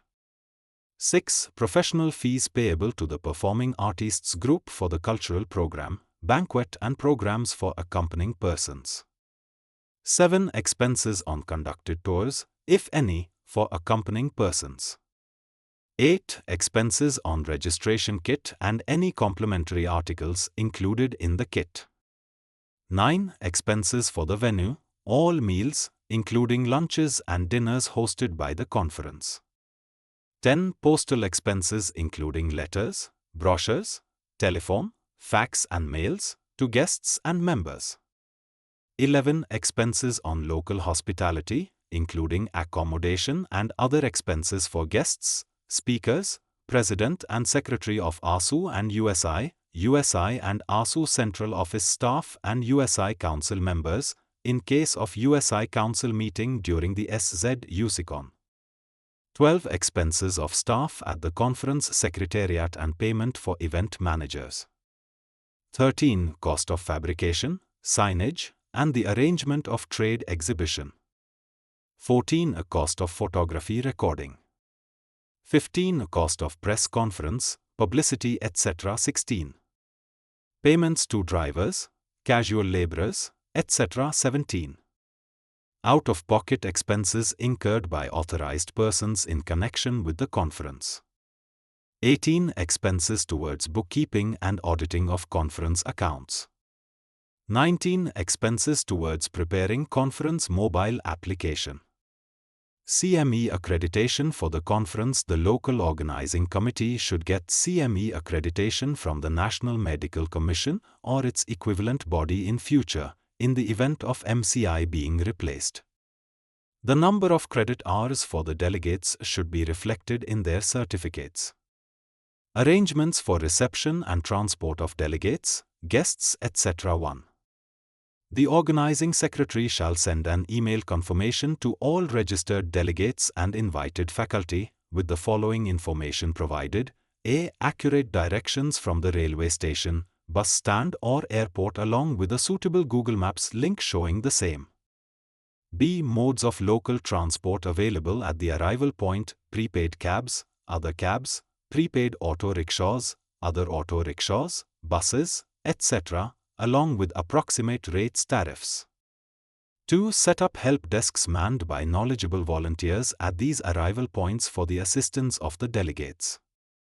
3. Have a designated counter at the conference venue to coordinate departure arrangements upon the conclusion of the conference. 4. Have a pre-designated and easily identifiable assembly point for delegates being transported to off-site events like banquets. 5. Have prominent unique identifiers displayed on all official transport vehicles arranged by the local organizing committee for easy identification by delegates and participants. 6. Arrange for volunteers from the organizing team to accompany delegates traveling by official conference transport. 7. Ensure the presence of the transport committee its volunteers in the banquet venue dinner venues till all delegates have left the venues for their places of stay, to avoid the delegates getting stranded without transport for going back. Arrangements for accommodation. The organizing committee shall facilitate accommodation arrangements for delegates in any one of the following ways. 1. Appoint a service provider or travel agent to handle requests for accommodation. 2. Have an accommodation subcommittee to handle directly the accommodation requirements of delegates. 3. Enlist hotels in the luxury, business, budget and bed and breakfast categories as official hotels for the conference. If this option is chosen, the following additional arrangements shall be made by the organizing committee as follows. A. A concessional tariff shall be negotiated with the respective establishment. B. Wherever feasible, a complimentary pickup and drop-back arrangement shall be included. C. The tariffs for different categories of rooms shall be fixed in advance and notified in the conference brochure. D. The contact details for the hotel, the contact numbers of the front office manager and the distance to the hotel from different arrival points shall be given in the brochure mail. E. On the arrival of the guest at the establishment, a welcome note containing all the entitlements and exclusions clearly mentioned shall be handed over to the guests. Event Manager. An event manager with proven track record of conducting such mega events may be selected by the local organizing committee to arrange help in registration before and during the conference at registration counters, accommodation, conference kit bag distribution, volunteers, master of ceremony and any other job assigned by the local organizing committee. Cultural program entertainment. The organizers shall arrange cultural activity as a part of the social program, including musical programs, dances, etc. at a proper auditorium to entertain the delegates. Programs thus organized are expected to reflect the rich local heritage of the host region, and organizers are advised to keep this in mind. It may also be borne in mind that families and children will also be present at these, and the content of programs should not be offensive to their sensibilities or undignified in any manner. Sightseeing accompanying persons program. The organizing committee shall arrange for visits to places of interest for the delegates, for the spouses and children. In addition, the programs for education, recreation and entertainment may also be arranged at the venue for engaging this group. Photographs during the conference. Arrangements should be made for photography for covering important events during the conference as well as for group photographs of the participants. Inaugural program must be videographed highlighting the awards and speeches of the ASU president, guest of honor and the chief guest. One soft copy of all photographs shall be made available to the ASU secretary for selection of appropriate photographs and their publication in the post-conference newsletter and for uploading to the ASU website. Emergency medical attention to the participants. The organizing committee shall arrange for an emergency medical team to be available at the venue for handling medical emergencies, along with the required equipment and consumables. A fully equipped ambulance shall also be made available on site, or shall be placed within 5 minutes reach, to facilitate transport to a regular healthcare facility in required circumstances. It is also suggested that the organizers have a formal agreement with a nearby specialty hospital for concessional tariffs for delegates and participants who may need care in these facilities. Fire safety measures. Conferences involve large gatherings in enclosed spaces, and therefore the participants are at a higher risk of injury due to fire and non-fire emergencies. In order to minimize the risk and mitigate the same, the organizing committee shall ensure the following. 1. Obtain formal, written permissions for the conduct of the conference at the chosen venue from the civic authorities, police, civil defense and any other statutory bodies as required by local regulations. 2. Arrange for an advance inspection of the venue by the fire force to assess the adequacy of safety measures and the functioning status of the fire safety equipments at the venue. 3. Implement any additional safety measures recommended. 4. Have sufficient numbers of trained emergency personnel available on site for the duration of the conference. 5. Include clear instructions for exiting from the halls in the event of emergencies, in the conference book conference application software. It may be stressed here that the legal responsibility for the safety of the venue rests with the organizers, and therefore no compromise must be made on safety measures. Personal protection and security. The local organizing committee shall arrange for a sufficient number of security personnel to be available on site at the venue for maintaining security and ensuring law and order. In case the security of the venue is handed over to a private security agency, the following measures shall be mandatory. 1. Confirmation from the jurisdictional police officer that the agency is authorized to provide security to large public gatherings. 2. An undertaking from the head of the security agency that all personnel proposed to be deployed have undergone mandatory background verification by the jurisdictional police. 3. A list of personnel proposed to be deployed shiftwise, with their photographs should be handed over to the organizing committee. 4. Deployment of supervising personnel on site to regulate and organize the security detail during the conference. 5. Local organizing committee should inform the police commissioner of the city where the conference is being held about the conference and expected guests, in order to provide adequate security protection to all the delegates including international guests. Food safety of preparation, storage, transportation and serving of food is of paramount importance at such large gatherings.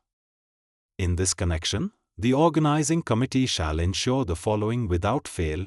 1. Verify that the necessary licenses and permissions have been obtained from the local bodies for preparation and serving of food. 2. In case a caterer is engaged, verify that the catering agency possesses the requisite licenses.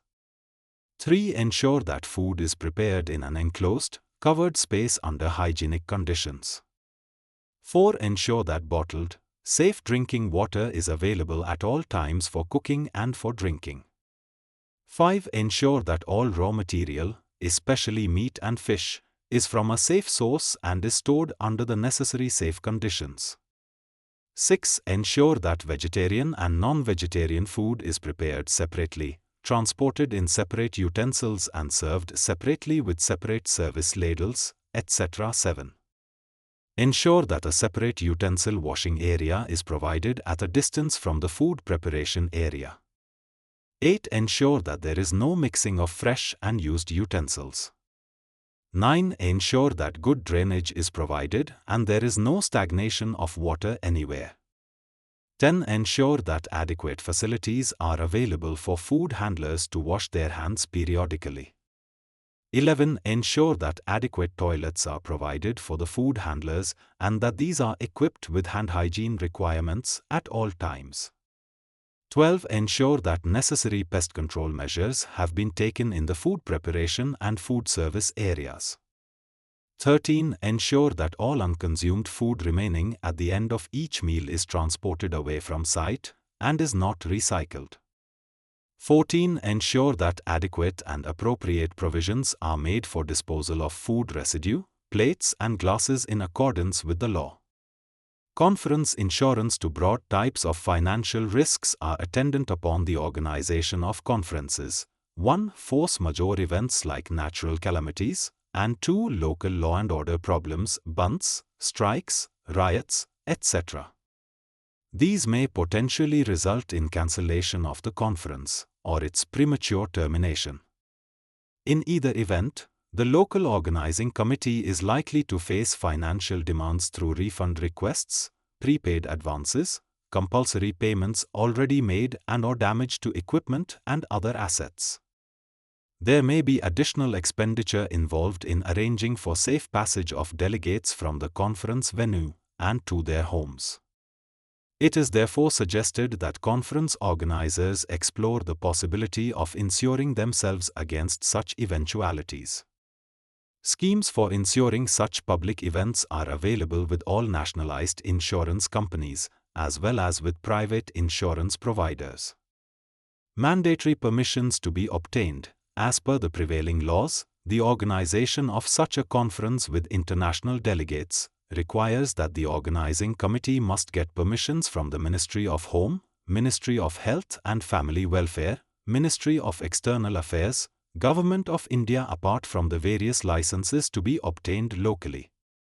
All these must be obtained well in advance so that there is no last-minute hassle. The details and models of the above may be obtained from the central office. Plan B. In the unforeseen event of the host city and both the venues of that city being left damaged far from being usable for the conference by natural disasters like cyclone, earthquake, fire, or local law and order problems like riots, strikes, etc., The conference may be shifted for that year to another city of the same state approved by the ASU Council after suggestion by the state, or to the host city of next year in the event of the state failing to find an alternate city in the there state to host, in order to avoid missing a conference of that year. Procedure. Once it is certain that proceeding with the planned conference may not be practically possible or unsafe for the delegates and trade to come to the hosting city, the ASU Council by itself or on recommendation from the local organizing committee state shall convene an extraordinary meeting of the ASU Council with the organizing committees of that year and the subsequent year and critically assess the situation. For this, the team for the following year is instructed to be ready with a dry run of hosting a preponed conference in case of an emergency. The city which has lost its turn unused may be requested to host the conference in the subsequent year, if the state could not find an alternate city to host that year. Methodology. Conference account. A new account has to be opened in the subsequent host city with the name SZUSICON XXXX rescheduled. The operators of the old account should transfer all the money except the seed money paid by ASU to this new account. The seed money must be settled by the original host of the conference that year. Registration of delegates done till that period should be transferred to this new venue after intimating to all the delegates the change of plans and the reasons for the change. The trade, caterers, event managers, audio-visual team, stall makers, etc., must be informed about the change of plans. It may be noted that such changes may require renegotiating the terms of engagement with the above, and this may be done in an amicable manner to avoid disputes and unpleasantness. Dates. If possible, the same dates for the conference in the new venue, if accepted, will avoid cancellation by the planned national foreign faculty. If unavoidable due to non-availability of the conference venue due to other programs, the next suitable date may be found in consultation with the ASU Council. After confirming the new dates, the same may be intimated to all delegates, speakers, orators, trade, caterer, etc. The transactions which can be transferred to the next team may be transferred with all data to help in the challenging task of organizing the annual conference in a short time period. The insurance provider also must be informed about the change of dates and venue and the need for rewriting the policy document with the changes. The ASU Central Office should coordinate with the ASU Executive and the local organizing committee to make the conference a reality in an extraordinary situation forced on the society. Postponing an annual conference without an alternate will lead to inability to convene the AGM for that year and complete the mandatory requirements of a registered body like ASU. Hence, every effort must be taken to complete the statutory requirements of conducting the academic and business components of an annual conference within the stipulated time. Having identified the venue 2 years earlier, this possibility must be kept ready to overcome setbacks due to unforeseen natural man-made calamities. Getting ready for Plan B will give the organizers of the subsequent year the opportunity to have the organizational process for 2 years and a unique opportunity to hold a rare salvaging conference arranged in a short notice, which will be a feat by itself. Requirements for the council meeting. Times: tentative reservation of earmarked room from 0800-1900 hours, exact date and timings as conveyed by the Secretary of the ASU. Times: seating arrangement for 10 to 12 persons, preferably around a U-shaped table. Times: pen pencil, writing pad for each seat. Times: drinking water bottles, glasses. Times: regular servings of tea, coffee between intervals. Times: lunch for the members. Times: audio visual arrangements for presentations, projector, screen, laptop. Times: audio recording of the meeting. Times: dinner for the members. Times: preferred assistance from the meeting venue staff. Times: photostat printer arrangements. Wi-Fi internet requirements for the GBM. Times: seating table for 3 officers, another seating table for 2 people in one corner of the stage to accommodate office staff. Times: audio system for the hall. Times: pen pencil, writing pad for each seat on the dais. drinking water bottles glasses times audio-visual arrangements for presentations times audio recording of the meeting to be secured and handed over to the ASU secretary at the conclusion of the GBM and not to be shared with any other person. Times preferred assistance from the meeting venue staff, 2 volunteers for assistance times Wi-Fi internet meeting rooms for leadership meetings, usually post-lunch. Schedule will be provided later. Times seating arrangement for 10 to 15 persons, preferably oval or rectangular table times pen pencil, writing pad for each seat, drinking water bottles glasses times regular servings of tea coffee between intervals times audio visual arrangements for presentations, projector, screen, laptop, times preferred assistance from the meeting venue staff. Photostat printer arrangements times Wi-Fi internet times audio recording of the meeting. Some suggestions for consideration by the organizing teams to avoid unnecessary expenses. 1. Conference certificates have to be sent as e-certificates by email to those who attended as participation certificate with CME accreditation, to presenters with details of their presentation, to chairpersons with their assignment mentioned. This will avoid misuse of conference certificates if given unfilled and avoid printing expenses. 2. Choose a conference bag not given during the previous 5 years and make it simple. International conferences do not give expensive bags to delegates. 3. Get the list of defaulters among trade pharma companies from the USI Central Office database and other zonal chapters and avoid them to avoid future frustrations. Entertain them only after ascertaining that they have cleared their previous dues. 4. Suggest varieties of small compliments to various stalls, so that there is a variety of compliments available for the delegates in various stalls, instead of too many bag spends from each stall. This will promote increased visits to the stalls much desired by the trade. 5. Kindly consider closing the bar at 10:30 p.m. or by 11 p.m. latest, to allow delegates get ready for the next morning sessions. This will help the transport team and dinner area also to wind up their work comfortably.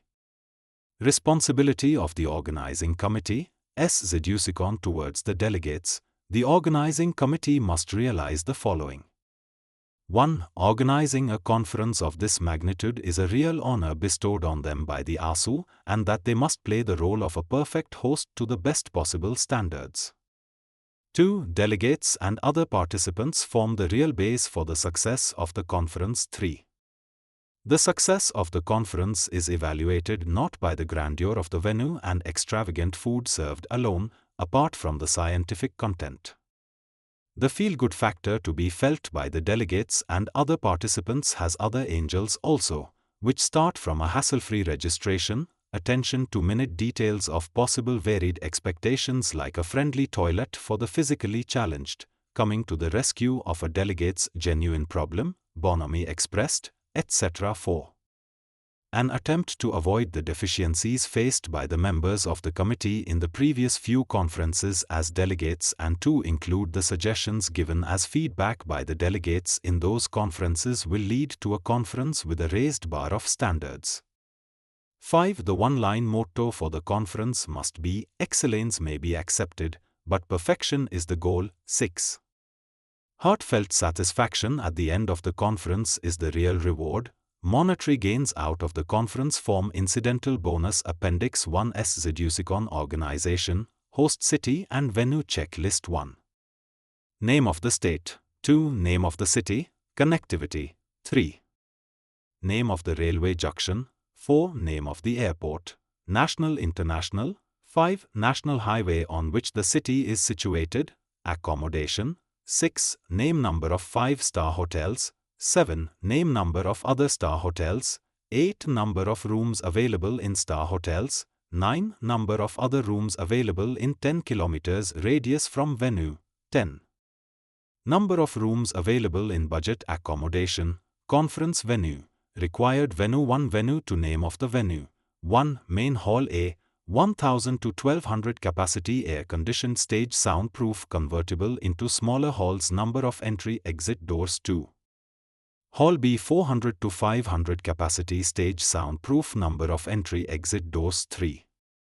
Halls C, D, E, F, G, H 200 to 300 capacity stage number of entry exit doors 4.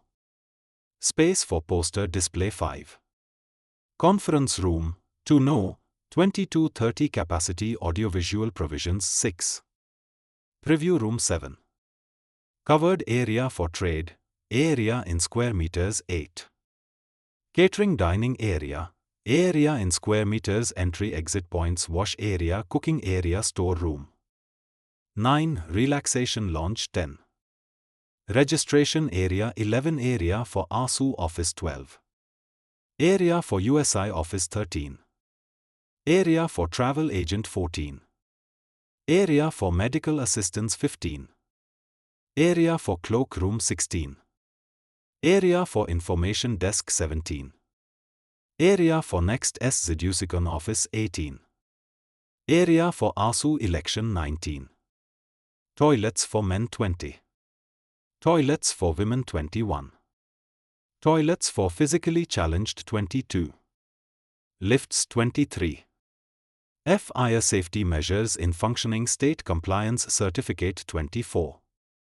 Open area lawn 25. Additional facilities, in-house accommodation 26. Accessibility from city 27. Parking area 28. Entertainment area for children 29. Open air theatre for banquet 30. Tourist attraction 31. Shopping area. Appendix invitation for hosting the conference, S Zeducicon 1. Proposed conference and year, S Zeducicon XXXX2. Host city, 3. Name of the state, 4. Hosting association institution, 5. Co-hosts 1 6. Co-hosts 2. Organizing team ASU membership and post past experience in organizing 1. Organizing chairman 2. Organizing secretary 3. Organizing treasurer invitation to host the conference. We propose to conduct S Zeducicon XXXX in the city of, city, with, name. As co-hosts. The organizing team will have, name, as organizing chairman, secretary and treasurer respectively. All of them are full members of ASU. We further affirm that we are a registered body under law, and having fulfilled all legal obligations to date, we fulfill all the requirements to be a host for the conference as per the details given below. 1. Registration status, registered unregistered. 2. Registration valid till. 3. PAN number. 4. Availability of exemption under Section 12 valid until. 5. Availability of exemption under Section 80G valid until. We have identified the venue and an alternate venue, found them to be suitable for conducting a conference of this nature, and we have attached the host city venue checklist form enumerating all the facilities available in the 2 venues. We have gone through the guidelines of organizing S Zeducicon and are fully aware of the commitments expected of us, including the MOU to be signed by us on being approved to be the hosts. We agree to get all the mandatory legal clearances required to conduct the conference safely in the planned venue. We agree to get the mandatory letters of permission from the Ministry of Home, Ministry of Health and Family Welfare and Ministry of External Affairs, required for conducting such conference with international delegates. We agree to host the conference in an alternate venue befitting the standards of S Zeducicon, if forced to shift from the initially proposed venue due to unexpected reasons. We understand that the venue may be shifted to another city, if unexpected natural calamities prevent us from making arrangements for the conference as planned. The above proposal has been discussed and accepted in our general body meeting, and excerpts of the minutes of the same have been enclosed for your perusal. If our invitation is accepted, we agree to fulfill all the requirements expected of a local organizing committee and strive to make the S Zeducicon XXXX a memorable experience in the annals of ASU. Email ID, enclosure, 1. Host city venue checklist 2. Excerpts from the minutes of the General Body Meeting 3. Copy of the registration certificate checked and found to be in order. Discussed and accepted in the Executive Council meeting of the State, held on, date, in signed President, Secretary, State of, ENCL, excerpts of the minutes of the Executive Council meeting Appendix 3. Memorandum of Understanding between the ASU and the Organizing Committee, the Association of Urologists, ASU, being the first party and the Organizing Committee of SZUSICON XXXX being the second party hereby enter into a Memorandum of Understanding as per the following details on this day. 1. The annual conference of Association of Southern Urologists is held once in a year in the month of July-August before 30th September as per the guidelines laid down by the ASU. 2. The ASU Council shall be the authority to represent the first party. The ASU Secretary shall carry out all instructions of the ASU Council and is the authorized signatory of the first party. 3. The authorities of the second party shall be the organizing chairman and the organizing secretary, and they will be authorized to sign for the second party. The organizing committee is responsible for the proper conduct of the conference. 4. The official name of the conference shall be SZUSICON plus the year in which it is going to be held, e.g. SZUSICON 2020, and this is the only term to be printed on any of the printed materials.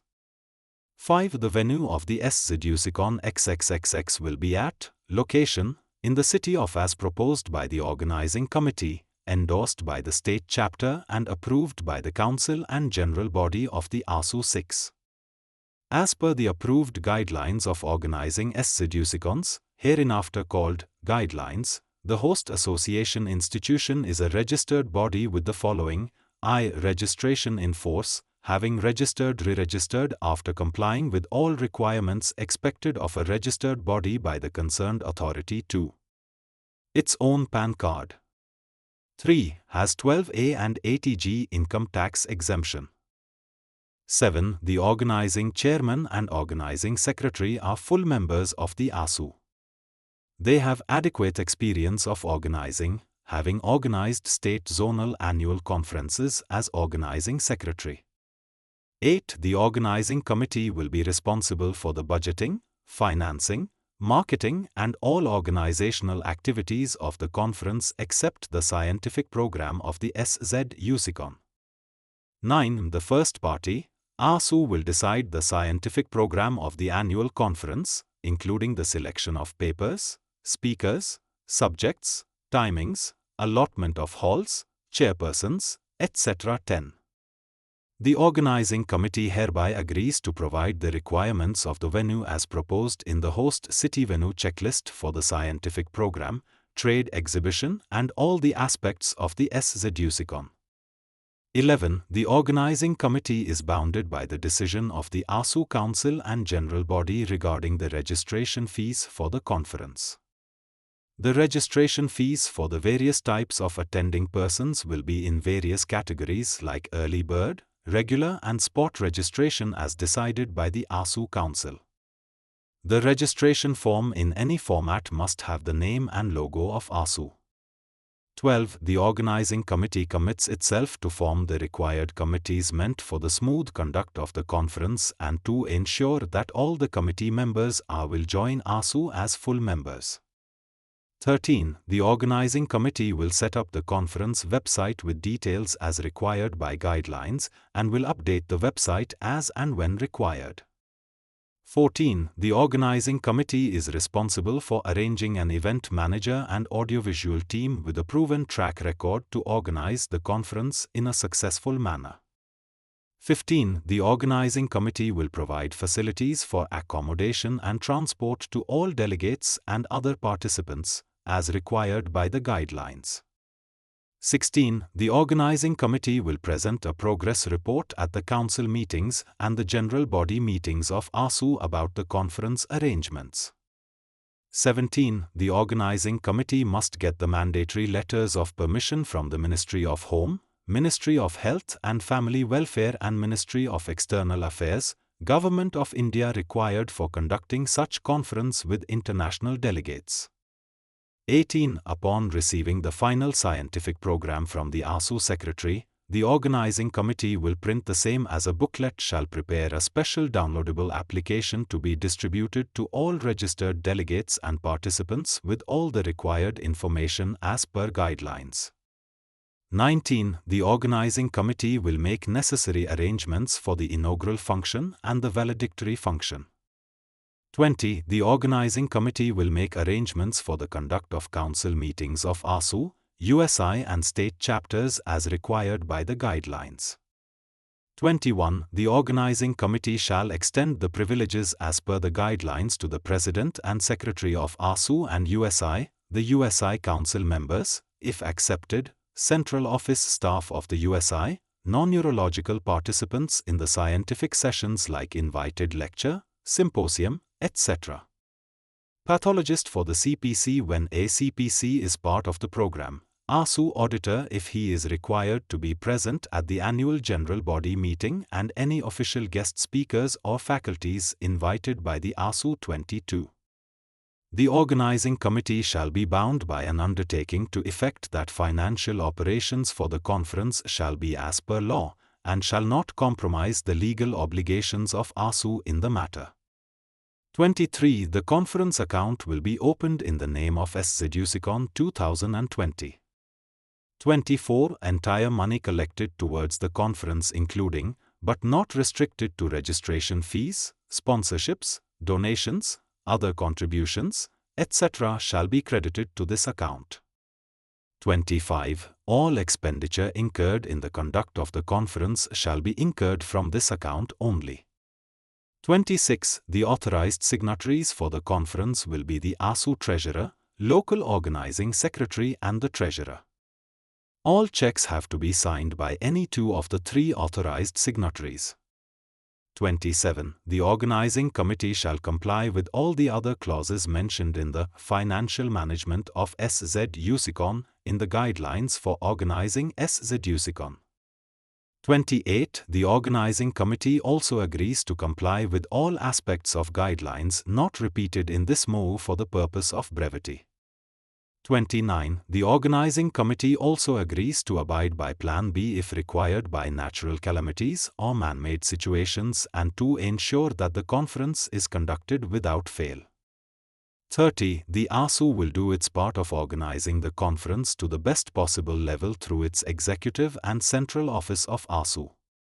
31. If the organizing committee fails in any of its commitments, it will be discussed in the ASU Council and ASU General Body for appropriate action including legal action, if required, after providing adequate opportunities to the organizing committee to explain its stand, redeem its shortcomings. This Memorandum of Understanding is for organizing the annual conference of ASU to be held in the year in the city of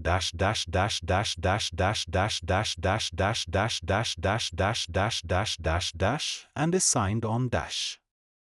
Signed by Organizing Chairman, Organizing Secretary, ASU Secretary SZUSICON 2020 SZUSICON 2020. Note: 1. The ASU Secretary is responsible to see that the conditions of the MOU are fulfilled. Any default or deviation should be dealt with by him/her immediately and reported to the ASU Council. 2. The MOU has to be signed by the Organizing Chairman and Organizing Secretary on behalf of the second party and by the ASU Secretary on behalf of the first party at the time of the General Body deciding to accept the bid of the Organizing Committee to host the conference.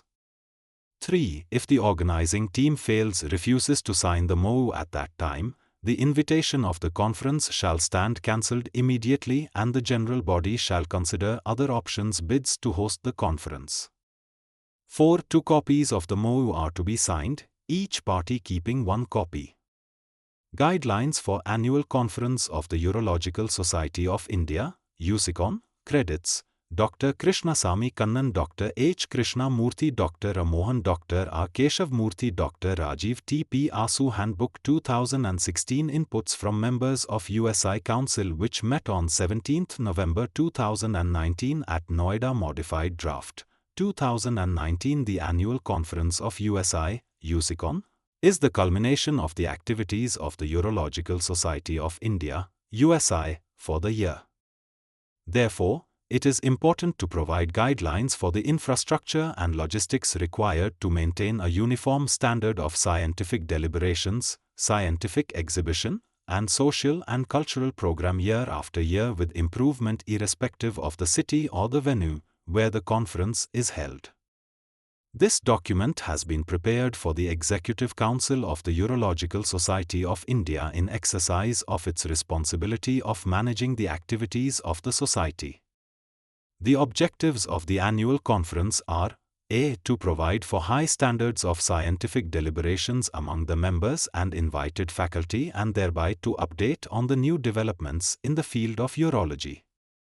B. To provide for exchange of views and ideas between members for better patient care, research, teaching and education of urology in India. C. To provide for social interaction between the members of the society and their families. D. To facilitate participation by the medical equipment industry, to enable them to display and demonstrate urological equipment technology products, and to provide for manufacturers of pharmaceutical and biological products an opportunity to present these to participating delegates and familiarize them with their use. E. To confer awards on those who have won them at the competitive scientific sessions, to acknowledge the contributions of chairpersons and conveners of scientific sessions to the conference with certificates, to acknowledge presentation of papers and scientific material during the different sessions with certificates, and to acknowledge with certificates the attendance and participation of registered delegates. F. To provide for the award of CMERs to the registered delegates, and contribute to their professional advancement and facilitate regulatory registration and renewal processes. G. To provide for urology trainees and young urologists an opportunity to demonstrate their innovative skills and knowledge of urology, enabling them to qualify for fellowships and conference attendance support from fraternal societies in other countries and institutions within India. H. To conduct the annual business meeting, annual general body, of the society. The USI organizes its annual conferences by rotation among its 4 zones, once in 4 years in a zone, by rotation and mandatorily before 31st of January as per the convenience of the local organizers and weather conditions prevailing in the local area. Trade participation. Trade participation is an important aspect of the conference. The tariff for trade participation is to be approved by the USICON Core Committee in comparison with the tariff at previous conferences and considering the relative costs in different cities. The tariffs for trade participation shall be kept at a level that exhibitors find it attractive to participate. A larger number of trade participants will also enhance the financial viability of the conference. Trade delegates shall make all remittances directly to the USICON account earmarked for a given USICON. Role of Local Organizing Committee. The Local Organizing Committee, LOC, will assist the USICON Core Committee, UCC, in identifying the best conventional hall in the city. B. The Local Organizing Committee, LOC, will attend to the infrastructural needs of the conference, detailed in several paragraphs of this document. C. The LOC shall raise invoices and vouchers for payments from USICON Permanent Account, UPA. D. The LOC shall be entitled to reimbursement of all legitimate expenditure incurred by it. E. The LOC will bring out a souvenir which will have articles on the host city, the composition of LOC, program grid, list of trade delegates and advertisements.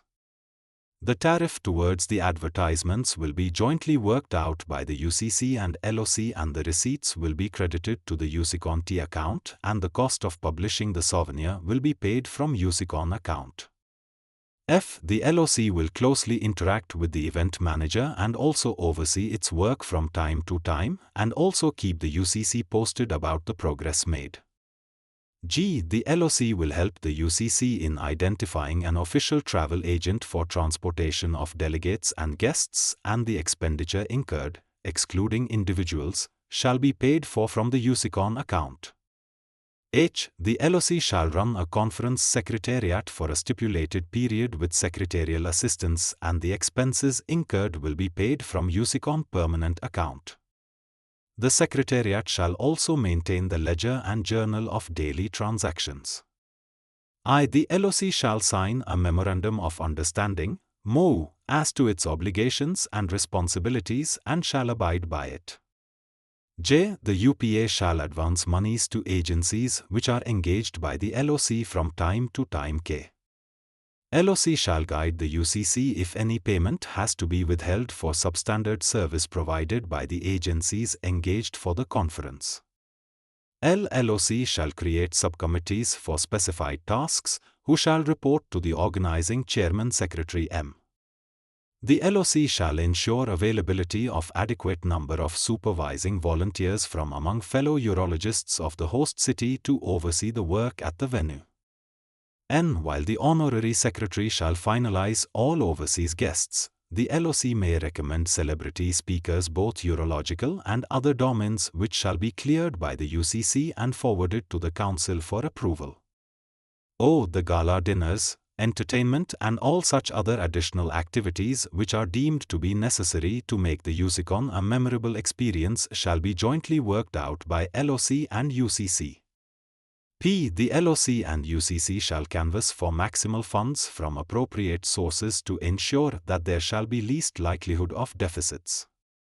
Q. The local organizing committee shall obtain the necessary permissions and clearances as per the prevailing laws from the Ministry of Home, Ministry of Health and Family Welfare, Ministry of External Affairs, Government of India apart from the various licenses to be obtained locally.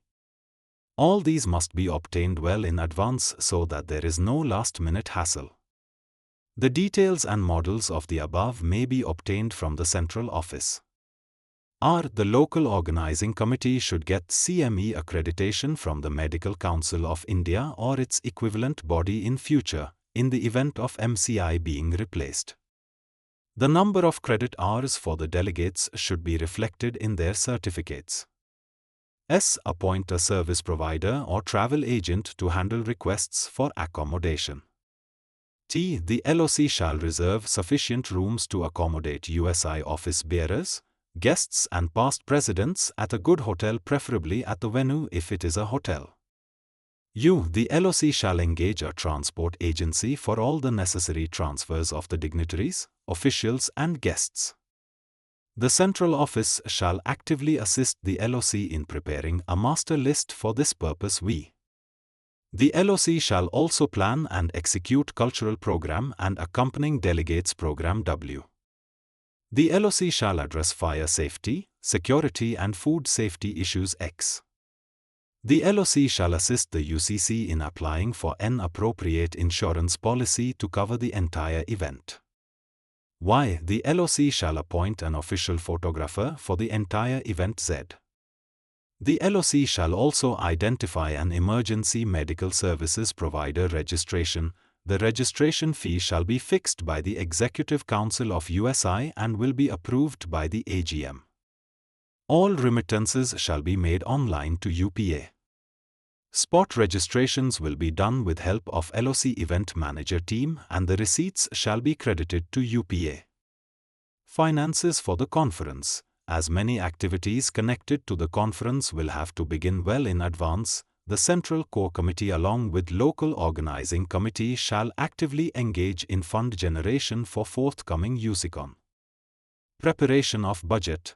A mandatory budget exercise shall be carried out by the Central Core Committee to apprise the local organizing committee of the feasibility of activities planned for the conference. For easy understanding, they have been placed under the heads of Provision for Expected Income and Provision for Expected Expenditure. It is to be understood that these are likely to change and evolve with the passage of time and may vary with local conditions. Provision for expected income. 1. Grants from government agencies. 2. Corporate-level sponsorships with major industries, to be negotiated and executed by the National Executive of USI. 3. Sponsorship from the urological equipment manufacturers and pharmaceutical companies who participate in the trade exhibition.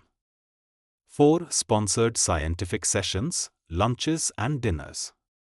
5. Advertisements in the brochures, conference book, etc. 6. Registration fee from the delegates participating in the conference. 7. Donations from local industries, agencies, departments and well-wishers. 8. From advertisements in a souvenir, if one is brought out. Provision for expected expenditure. 1. Cost of printing of brochures, scientific program, conference book, invitation cards, etc. 2. Rental for venue. 3. Expenditure on audio-visual arrangements and internet connectivity. 4. Expenditure on stage arrangements.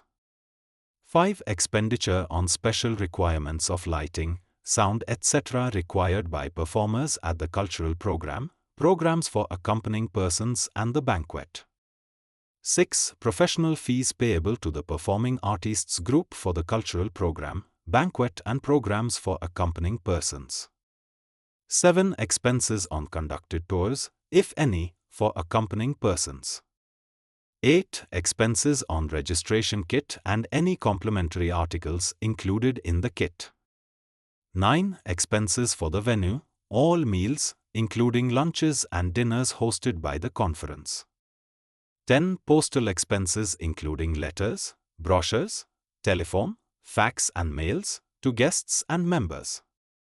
11. Expenses on local hospitality, including accommodation and other expenses for guests, speakers, USI executives, central office staff and USI council members. 12. Expenses of staff at the conference secretariat and payment for event managers.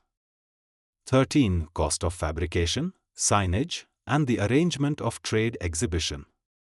14. A cost of photography recording. 15. A cost of press conference, publicity etc. 16. Payments to drivers, casual laborers, etc. 17. Out-of-pocket expenses incurred by authorized persons in connection with the conference. 18. Expenses towards bookkeeping and auditing of conference accounts. 19. Expenses towards preparing conference mobile application. Financial cycle and surplus. Every USICON shall operate within a financial cycle which shall commence 1 year before the date of conference and shall end within 3 months of conclusion of the conference. Thereafter all pending payments and receipts are kept as outstanding and surplus if any is worked out. The same shall be shared by the USI, zone where the conference is held and the local host which should be a registered body. The share of the USI is retained in the UPA. Plan for a contingency, in the unforeseen event of the host city and both the venues of that city being left damaged far from being usable for the conference by natural disasters like cyclone, earthquake, fire, or local law and order problems like riots, strikes, etc. The conference may be shifted for that year to another city of the same zone approved by the USI Council on the suggestion of the zone or to the host city of next year in the event of the zone failing to find an alternate city in their zone to host, in order to avoid missing a conference of that year. Procedure. Once it is certain that proceeding with the planned conference may not be practically possible or unsafe for the delegates and trade to come to the hosting city, the USI Council by itself or on recommendation from the local organizing committee zone shall convene an extraordinary meeting of the USI Council with the organizing committees of that year and the subsequent year and critically assess the situation. For this, the team for the following year is instructed to be ready with a dry run of hosting the advanced conference in case of an emergency. The city which has lost its turn may be requested to host the conference in the subsequent year, if the zone could not find an alternate city to host that year. The IJU Supplement. The IJU shall bring out a supplement which shall carry the abstracts and the supplement shall also have advertisements. The UPA shall pay either part or full cost of publication. The Scientific Program. The honorary secretary shall be entirely in charge of responsible for the scientific program. This shall be in exercise of the powers and author conferred on this officer by the Constitution of the USI. The local organizing committee shall provide the necessary support and inputs to the former for the smooth conduct of the scientific sessions. Conduct of industry-sponsored sessions. There shall be no such program during the scheduled scientific events communicated by the USI Secretary. If at all, such sessions programs are planned, prior approval must be obtained from the USI Secretary and the Executive Council, and can only be scheduled in such a manner that they commence after the day's scheduled scientific program has concluded in all halls. They may also be held in the morning at a time when such a session must conclude before 8 a.m. and leave the halls free for the regular sessions. The Central Core Committee and Local Organizing Committee shall ensure this without compromise. The audiovisuals. The audiovisuals shall be entrusted to professional agencies with an established track record, and there shall not be any compromise on this. The authority to appoint the audiovisual agency shall be with the Central Core Committee. Responsibilities of the USI Central Office towards Annual Conference. 1. The Central Office A will help the USI Secretary in the planning, preparation and coordination of the scientific program. B. The USI Secretary and Central Office will be responsible for creating links to the conference website on the USI website and dissemination of the news of the conference preparations through the USI website and newsletters. C. Will participate in the zonal conferences and promote USI membership and update the database of the members. D. Will promote the annual conference on behalf of the organizers to urologists and surgeons in India and abroad. 2. The Central Office will help the USI Secretary in the process of online paper-video abstracts submission, review of papers abstracts, selection of papers and publication of scientific program. 3. The USI Secretary and Central Office will be responsible for correspondence with invited orators and invited faculty. 4. The Central Office will help the USI Secretary in the selection of and correspondence with the chairpersons, conveners and moderators for the scientific sessions during the conference. 5. The Central Office will help the USI Secretary for communicating the finalized scientific program to the organizing committee for printing in the conference booklet. 6. The USI Secretary and Central Office will be responsible preparation of gold medals, awards certificates, mementos for award winners, orators and invited faculty. 7. The Central Office will help the USI Secretary for making arrangements for the conduct of council meetings, election of office bearers and the annual general body meeting. 8. USI booth will be managed by the Central Office for the following: A. Receiving membership and conversion applications. B. Updating database of members. C. Distribution of the USI publications to the members. D. Solving any other problems of the members. E. Pre-registering delegates for the subsequent year's conference if the organizing committee of that conference so desires. USI Office at Annual Conference Venue. The Secretariat of the USI shall function from a designated area during the days of the conference. The organizers shall provide a prime location in the main lobby or reception area for the setting up of the USI office. The organizers shall also arrange for the following. 1. The USI office must have electrical connections and broadband Wi-Fi internet connection. 2. Counter for placing 2 laptops and a printer with at least 3 to 5 tables and around 5 to 7 chairs. 3. Volunteers from local organizing committee on each day of the conference. Privileges to be extended. It shall be joint responsibility of Central Core and local organizing committees to extend the following privileges. 1. Local hospitality to the USI Executive, USI Council members, BOE Chairman of Indian School of Urology and IJU Editor. 2. Accommodation, registration during the conference and local transport of Central Office staff of the USI preferably near the accommodation of the Council. 3. Complementary registration, accommodation and local transport to invited national overseas faculty who take part in the scientific sessions like invited lecture, symposium, etc. and to the pathologist for the CPC when a CPC is part of the program. 4. Accommodation and local transport for the USI auditor if he is required to be present at the annual general body meeting. 5. Complementary registration, accommodation and local hospitality for any official guests of USI according to the list given by the Office of USI Secretary. It is preferable to accommodate the council members, foreign faculty and past presidents of USI in the same accommodation facility. It is suggested to block around 80 rooms for this purpose, even before officially announcing the dates of the conference. To provide local hospitality to any guest of the local organizing committee, prior approval of the USI Council is required. Protocols. The Central Office of the USI will provide detailed protocols for the conduct of inaugural function, annual general body meeting, and the valedictory function.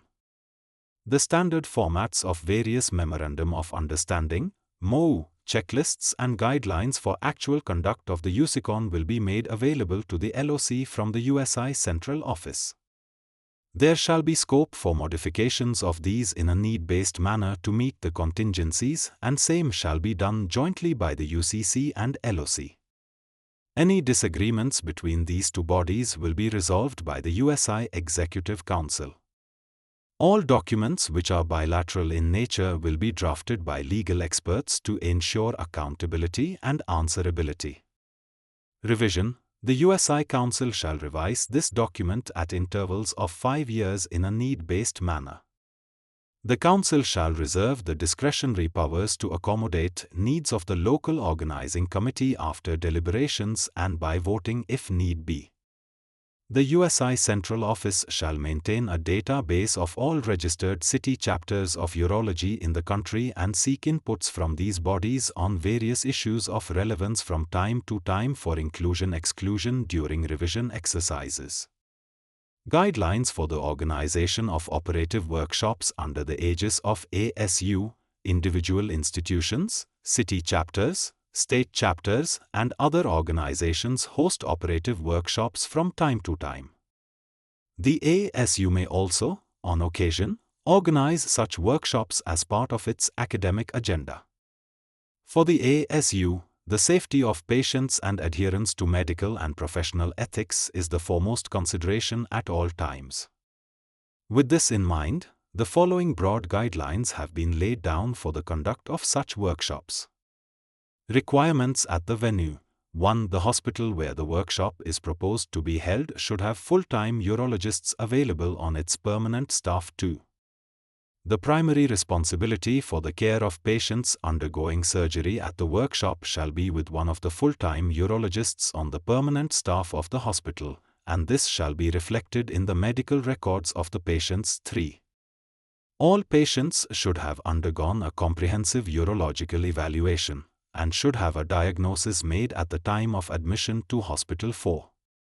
Informed consent should have been obtained from the patients by the urologist in charge, and the consent should specifically state that the patient shall be operated at the workshop. 5. All patients shortlisted for surgery at the workshop shall have undergone a formal pre-anesthesia evaluation by a qualified anesthetist, and consent should have been obtained for anesthesia. 6. The informed consents should explicitly state the expenses to be borne by the patient, and those that are to be waived. 7. Faculty performing operative procedures during the workshop should possess valid registrations with the Medical Council of India or one of the State Medical Council. 8. In the case of overseas faculty, as also non-resident Indian faculty, temporary registrations with the Medical Council of India should be mandatorily obtained well in advance of the date of the workshop. 9. Reasonable, adequate professional background verification of the expertise and performance record of the faculty member should have been carried out and documented. 10. The faculty shall have identified patients listed in their name for identified surgical procedures, and this list should be adhered to. 11. The operating faculty member shall independently evaluate patients in the list in advance of the day of surgery and conclude on the presence of appropriate indications for the surgery proposed. 12. Where the faculty member is satisfied about the indication, the same shall be recorded formally in the case records. 13. The anesthesia team shall possess adequate expertise and experience to administer anesthesia for the type of surgical procedure performed and for the associated post-anesthesia care. 14. The following surgery-related infrastructure shall be mandatory. A. Appropriate zoning within the operation theatre complex. B. Changing rooms for staff, separate for males and females, with lockers, clothesline pegs, and a washroom attached. C. Appropriate hot apparel and footwear. D. A fully equipped pre-anesthesia room for receiving patients and monitoring them prior to shifting them into the operating rooms. E. At least 3 operating rooms in the same OT complex made available for the workshop, with at least one kept free at any given time for changeover between cases. F. All mandatory monitoring requirements for anesthesia and surgery. G. Scrub nurses familiar with the operative procedures being performed. H. Surgical accessories like C-arm, diathermy, fragmentation devices, sealing devices, intraoperative ultrasound, laparoscopy tower, etc. as may be required for the surgical procedures being performed. I. In the case of procedures using laser, adequate protection and safety devices for patients and personnel working in the operating room. J. Clean, uninterrupted power supply to all devices and equipment throughout the working day. K. A fully equipped post-operative recovery room staffed by anesthetists for immediate post-operative monitoring. 15. All equipment used shall be standard equipment approved for use by the appropriate regulatory authority. 16. All implantable medical devices, prostheses and material used or left inside the body should have received certification approval by the appropriate regulatory bodies. 17. The operation theatre complex shall have safety devices like fire alarms, fire extinguishers, fire exits, etc. available throughout the duration of the workshop. 18. The management of biomedical waste shall be as per statutory norms. 19. An intensive care unit shall be available for the care and monitoring of patients requiring intensive care postoperatively. 20. Backup teams, for e.g. vascular surgeon, GI surgeon, etc., as appropriate to the types of surgery being demonstrated and the intraoperative difficulties anticipated. It would be prudent for the entire team of operating surgeons and anesthetists meet with one another on the day prior to the workshop in the operation theatre complex and check out the requirements and arrangements. Where the transmission of procedures is to a site outside the campus of the host hospital, the network should have been laid in advance and tested intensively for fidelity and integrity so that the viewing experience is a satisfactory one. This is a guidance document from the ASU. Any specific guidelines notified by the Medical Council of India, the central state government or statutory bodies shall be applicable and shall be followed.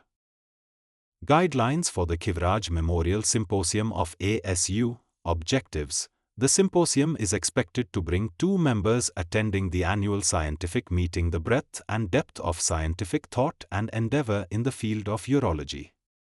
It will feature leading experts from urology and other disciplines, who will, in the course of their deliberations, share information and thoughts that serve the core objectives of the symposium. Timing and duration. The symposium is to be held during a plenary session of the annual scientific meeting. The time slot and time will be allotted in the timetable of the scientific session drawn up prior to the annual scientific meeting, and the same shall be circulated to all members. Usually 45 to 60 min duration is allocated for this session. Convener. The convener for the symposium will be chosen from among members of the ASU. The secretary will invite nominations and applications in the newsletter, and members desirous of convening the symposium shall submit their applications in the prescribed form, attaching relevant documents as required and indicating a topic for the symposium. The choice of the convener will be made from among the applicants by the Executive Council on the basis of the information provided and presented to the general body of the association for ratification. In the event of no application having been received, the Executive Council shall choose a member keeping in view the objectives of the symposium, and present the same to general body for ratification. Normally, a member who has convened this symposium once shall not be considered for nomination as convener a second time. However, the member can feature as faculty depending on the choice of the convener nominated by the Council. Symposium faculty. The symposium faculty shall be chosen by the convener. It is expected that the chosen faculty shall be experts with original work in the fields that they are going to cover during the deliberations. At least one member of the faculty shall be a member of the ASU with the relevant expertise. Arrangements for faculty. 1. Where the faculty is a member of the ASU, the faculty member shall bear all expenses including registration for the conference.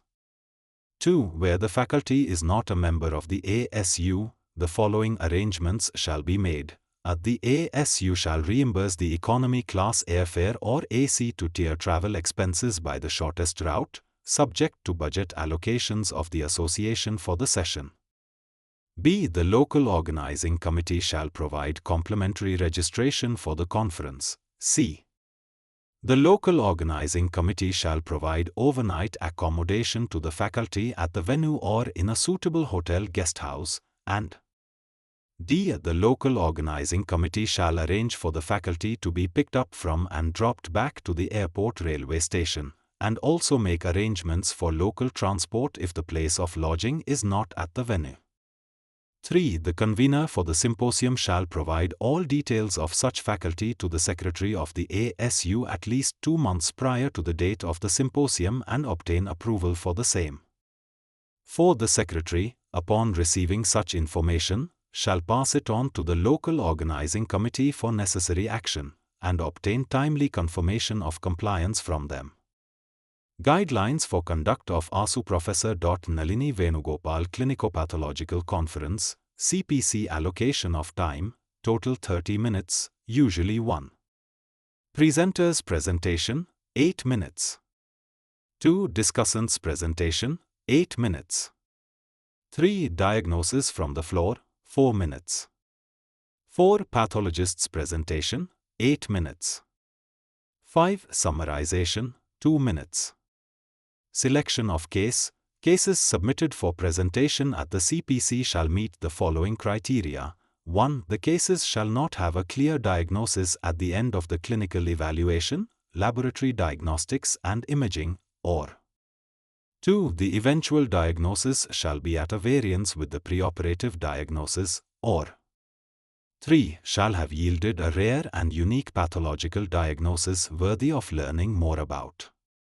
4. The cases should have been fully worked up as per contemporary best practices and the presenter, or a member of the unit involved at all stages in the management of the case, has committed to present the same at the CPC. 5. All investigation reports shall be available and presented. 6. All imaging results and images shall be available and presented. 7. The presenter has committed in writing to send all the details of the case mentioned in number 4 to number 6 above to the discussant, without holding anything back. 8. The pathologist involved in making the pathological diagnosis, or a member of the pathology team involved, has committed in writing to attending the CPC and presenting the pathology material.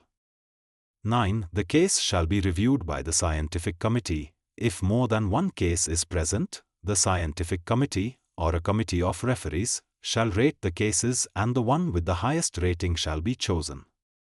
10. The decision of the committee shall be final.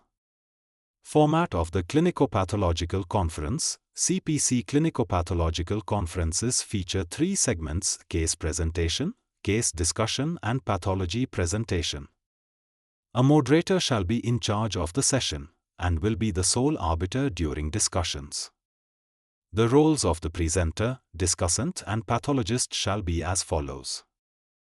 Role and responsibilities of the presenter. 1. The presenter shall submit the full case summary along with the laboratory investigation results and imaging to the secretary to place before the scientific committee or committee of referees. 2. The presenter selected to make the presentation shall prepare a PowerPoint or similar presentation. 3. The duration of the presentation shall be 8 minutes. 4. The presenter shall not give any diagnosis at the end of the presentation. 5. The presenter shall answer any questions that the discussant may have, but shall not ask for opinions from the House or anybody else. Role and responsibilities of the discussant. 1. The discussant shall prepare a PowerPoint or similar presentation. 2. The duration of the presentation shall be 8 minutes. 3. The discussant shall briefly summarize the clinical aspects of the case. 4. The discussant will then provide a list of differential diagnoses. 5. For each of the diagnoses in the differential diagnosis, the discussion will list out the pros and cons with supporting evidence from the clinical presentation, laboratory results and imaging findings. 6. The discussant will present his or her final diagnosis with facts and evidence in support of his choice. 7. The discussant will offer only one final diagnosis. Role and responsibilities of the pathologist. 1. The pathologist shall present the gross findings, with photographs if available. 2. The pathologist will present the histology findings, with photomicrographs. 3. The pathologist will present findings of special stains, immunohistochemistry, immunofluorescence and any other techniques used for arriving at the pathological diagnosis, along with the relevant supporting photomicrographs images.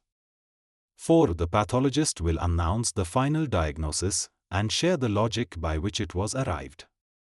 5. The pathologist shall also briefly deconstruct the other differential diagnoses offered by the discussant with reasons. 6. The duration of the presentation shall be 8 minutes. Role and responsibilities of the moderator. 1. The chairperson moderator shall be responsible for the smooth and orderly conduct of the session. 2. He/she shall ensure that each of the segments proceeds in the order laid down. 3. He/she shall ensure that time discipline is maintained. 4. He/she shall seek opinions from the audience on any other final diagnosis anybody may want to offer after the discussant has finished presenting the same. 5. He/she shall bridge any information gaps in the presentations through effective intervention. 6. He/she shall round off the conference with closing remarks. Application for conduct of ASU mock exams in South Indian institutions. Mandatory requirements. 1. Applicants have to be medical college departments running MCH course or departments in multi-speciality hospitals running DNB course in urology genitourinary surgery. 2. The MCH DNB program should have been established at least 3 years before the date of the proposed mock exams. 3. Applicant departments must have a full complement of faculty as prescribed by the IMC or NBE. 4. The following infrastructure must be available in the institution premises. A. 3 classrooms or examination halls capable of accommodating at least 100 persons each. B. Halls should have desks and benches or tables and chairs or chairs with writing tabs. C. Halls should have adequate ventilation and fans or air conditioning. D. Each hall should have the following audiovisual aids: I1 6x4 feet screen, minimum size. 2. Amplifier and mixer with sufficient number of speakers. 3. 1 LCD projector of at least 2500 lumens brightness. 4. 1 collar microphone for presenter. 2 cordless microphones for candidates. V. Standby LCD projector, microphones, battery replacements. 6. Laser pointers, 2 numbers. 1 for faculty, 1 for candidate. 7. X-ray view boxes viewing lobbies. E. Drinking water provision for participants.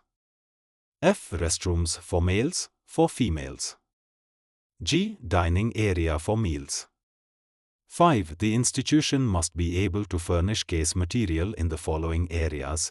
A. Congenital anomalies. B. Genitourinary trauma and sequelae. C. Renal tumors. D. Bladder tumors. E. Testicular tumors. F. Penile tumors. G. Calculus disease. H. Bladder outlet obstruction. I. Neurovesical dysfunction. J. Urinary tract infections and sequelae. K. Complications of urologic surgical procedures, and L. Other urological cases of common interest. 6. All cases must be fully worked up with all investigations results and imaging available. 7. A list of cases and summary of history and physical exam findings must be prepared beforehand and submitted to the chairman BOE if requested for. 8. In addition to cases and case material, the following should be available for viva voce. A.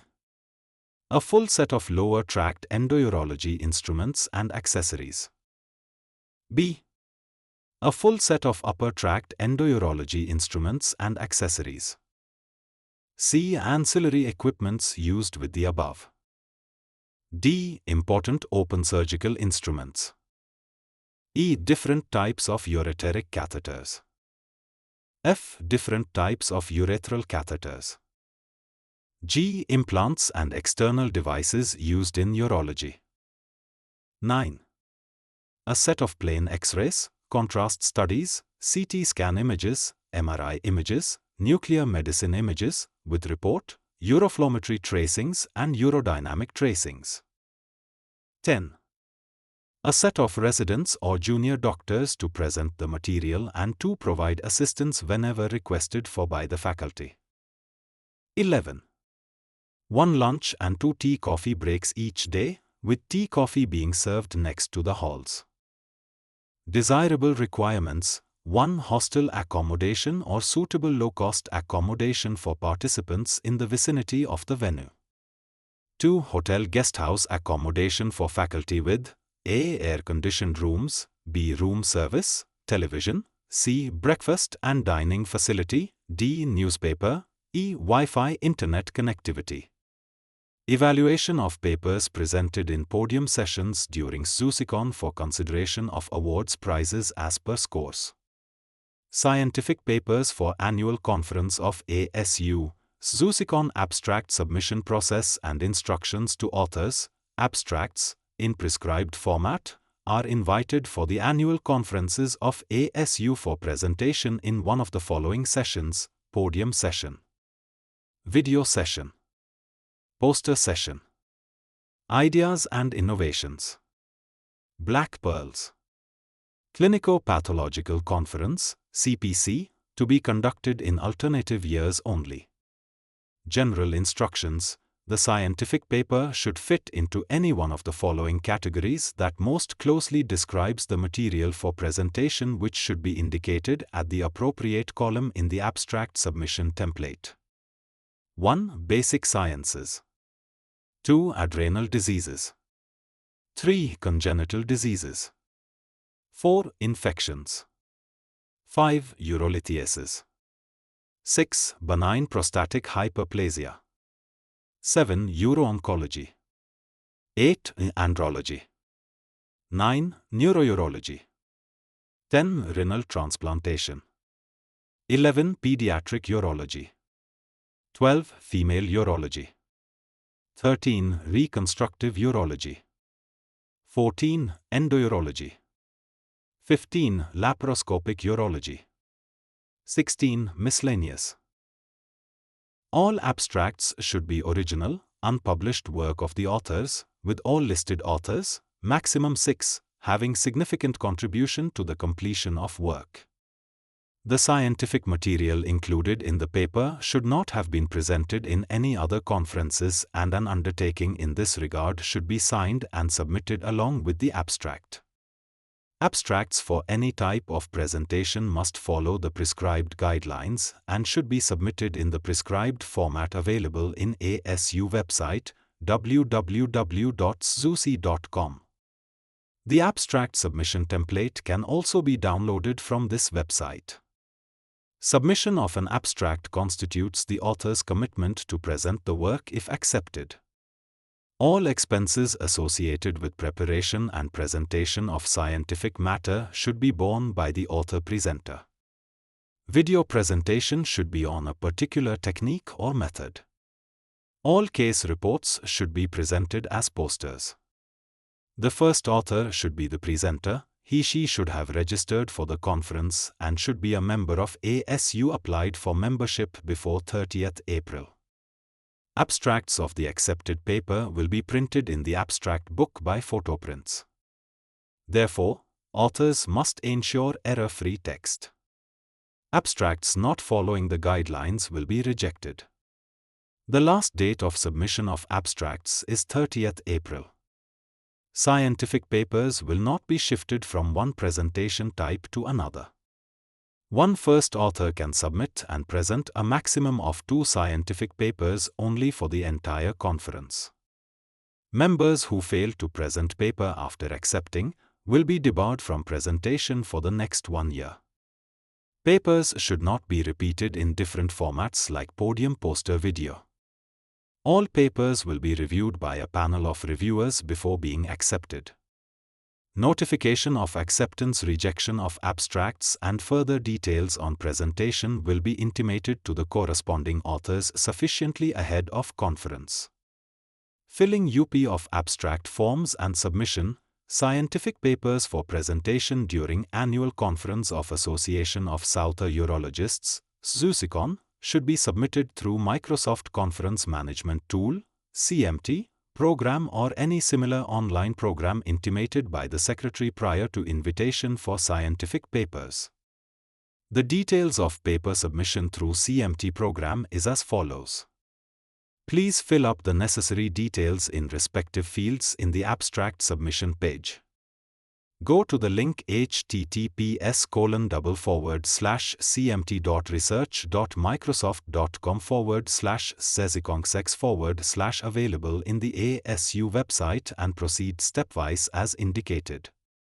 Once submitted, the authors will receive submission report from CMT site. Abstracts generally should have the following style. Title. The title should be brief and explanatory. The title should be entered in capital letters, 12-point size in Times New Roman type. Abbreviations should not be used and the title should not be center-aligned. Authors. Details of authors should be entered in the respective columns. Capital letters should not be used for listing authors' names. The first author should be the presenter. He/she should have registered for the conference and should be a member of ASU applied for membership before 30th April.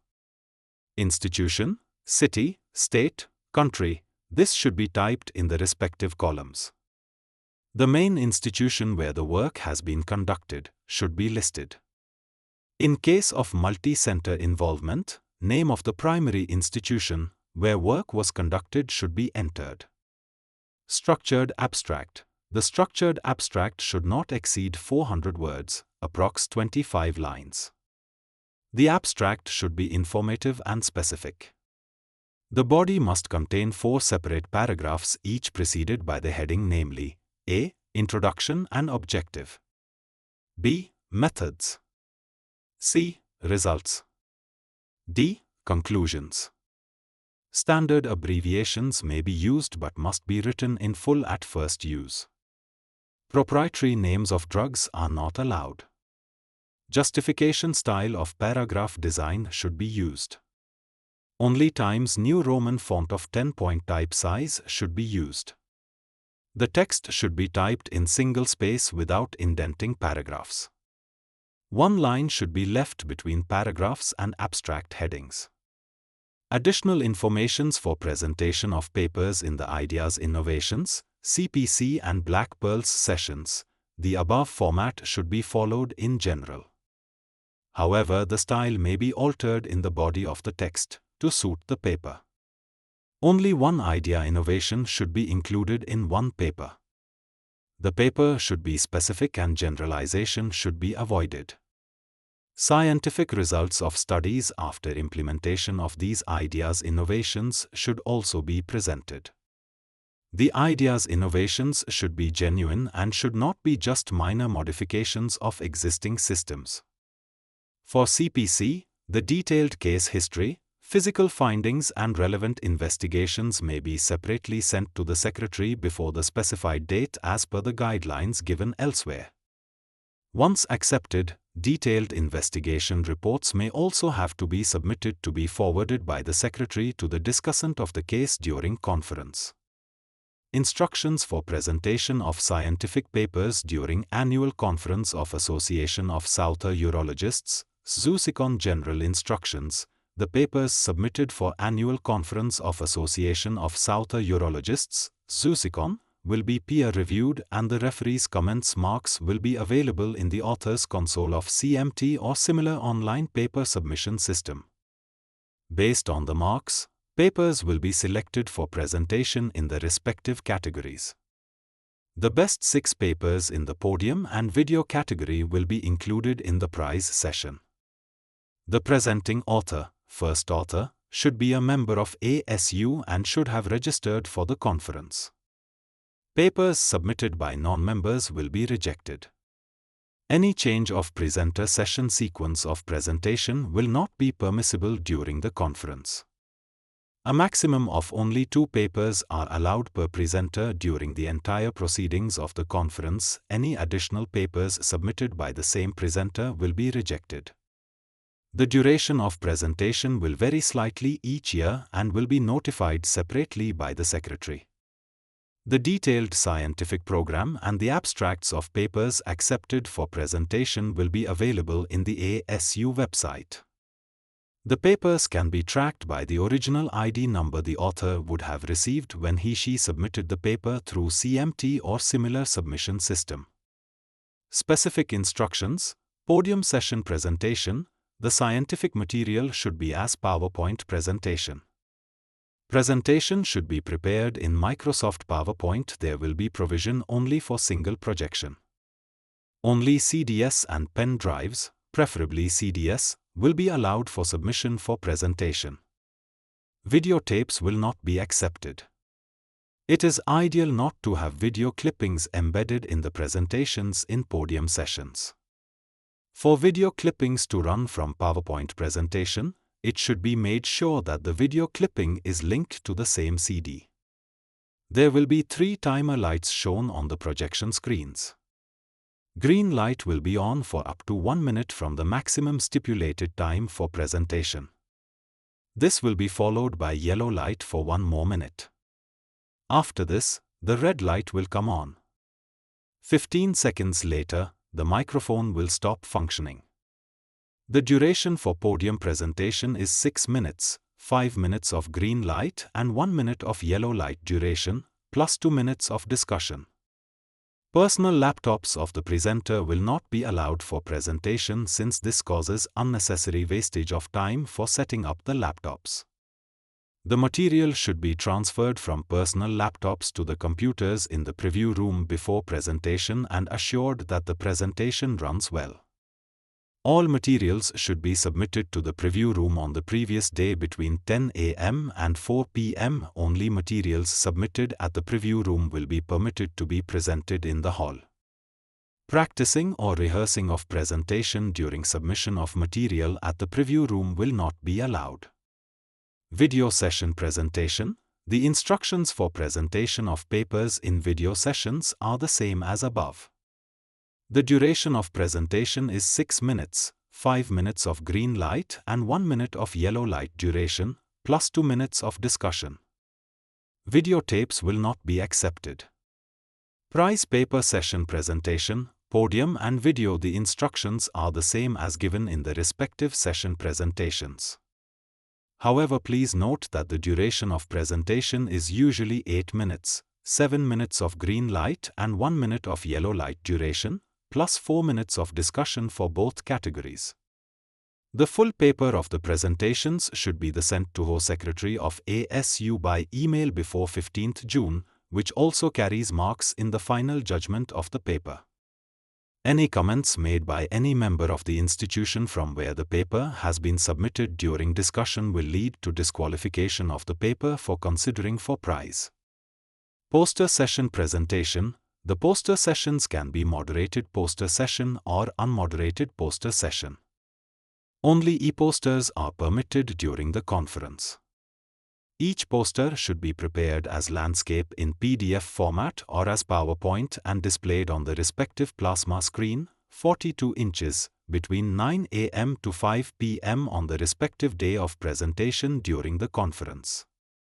In case of moderated posters, 2 slides containing relevant findings should also be presented in the respective session for a duration of 2 minutes, which will be followed by another 2 minutes of discussion. The best poster evaluation will be done based on the contents and preparation of e-posters and the discussion during the respective session. If may be decided by the scientific committee to pre-upload the e-poster to be presented in Annual Conference of Association of Southern Urologists, SUSICON, in the electronic screen arranged at the venue, ahead of the date of conference, to ensure smooth running of the e-posters in sequence. This will be intimated to the presenters and the deadline for submission of the material will be notified.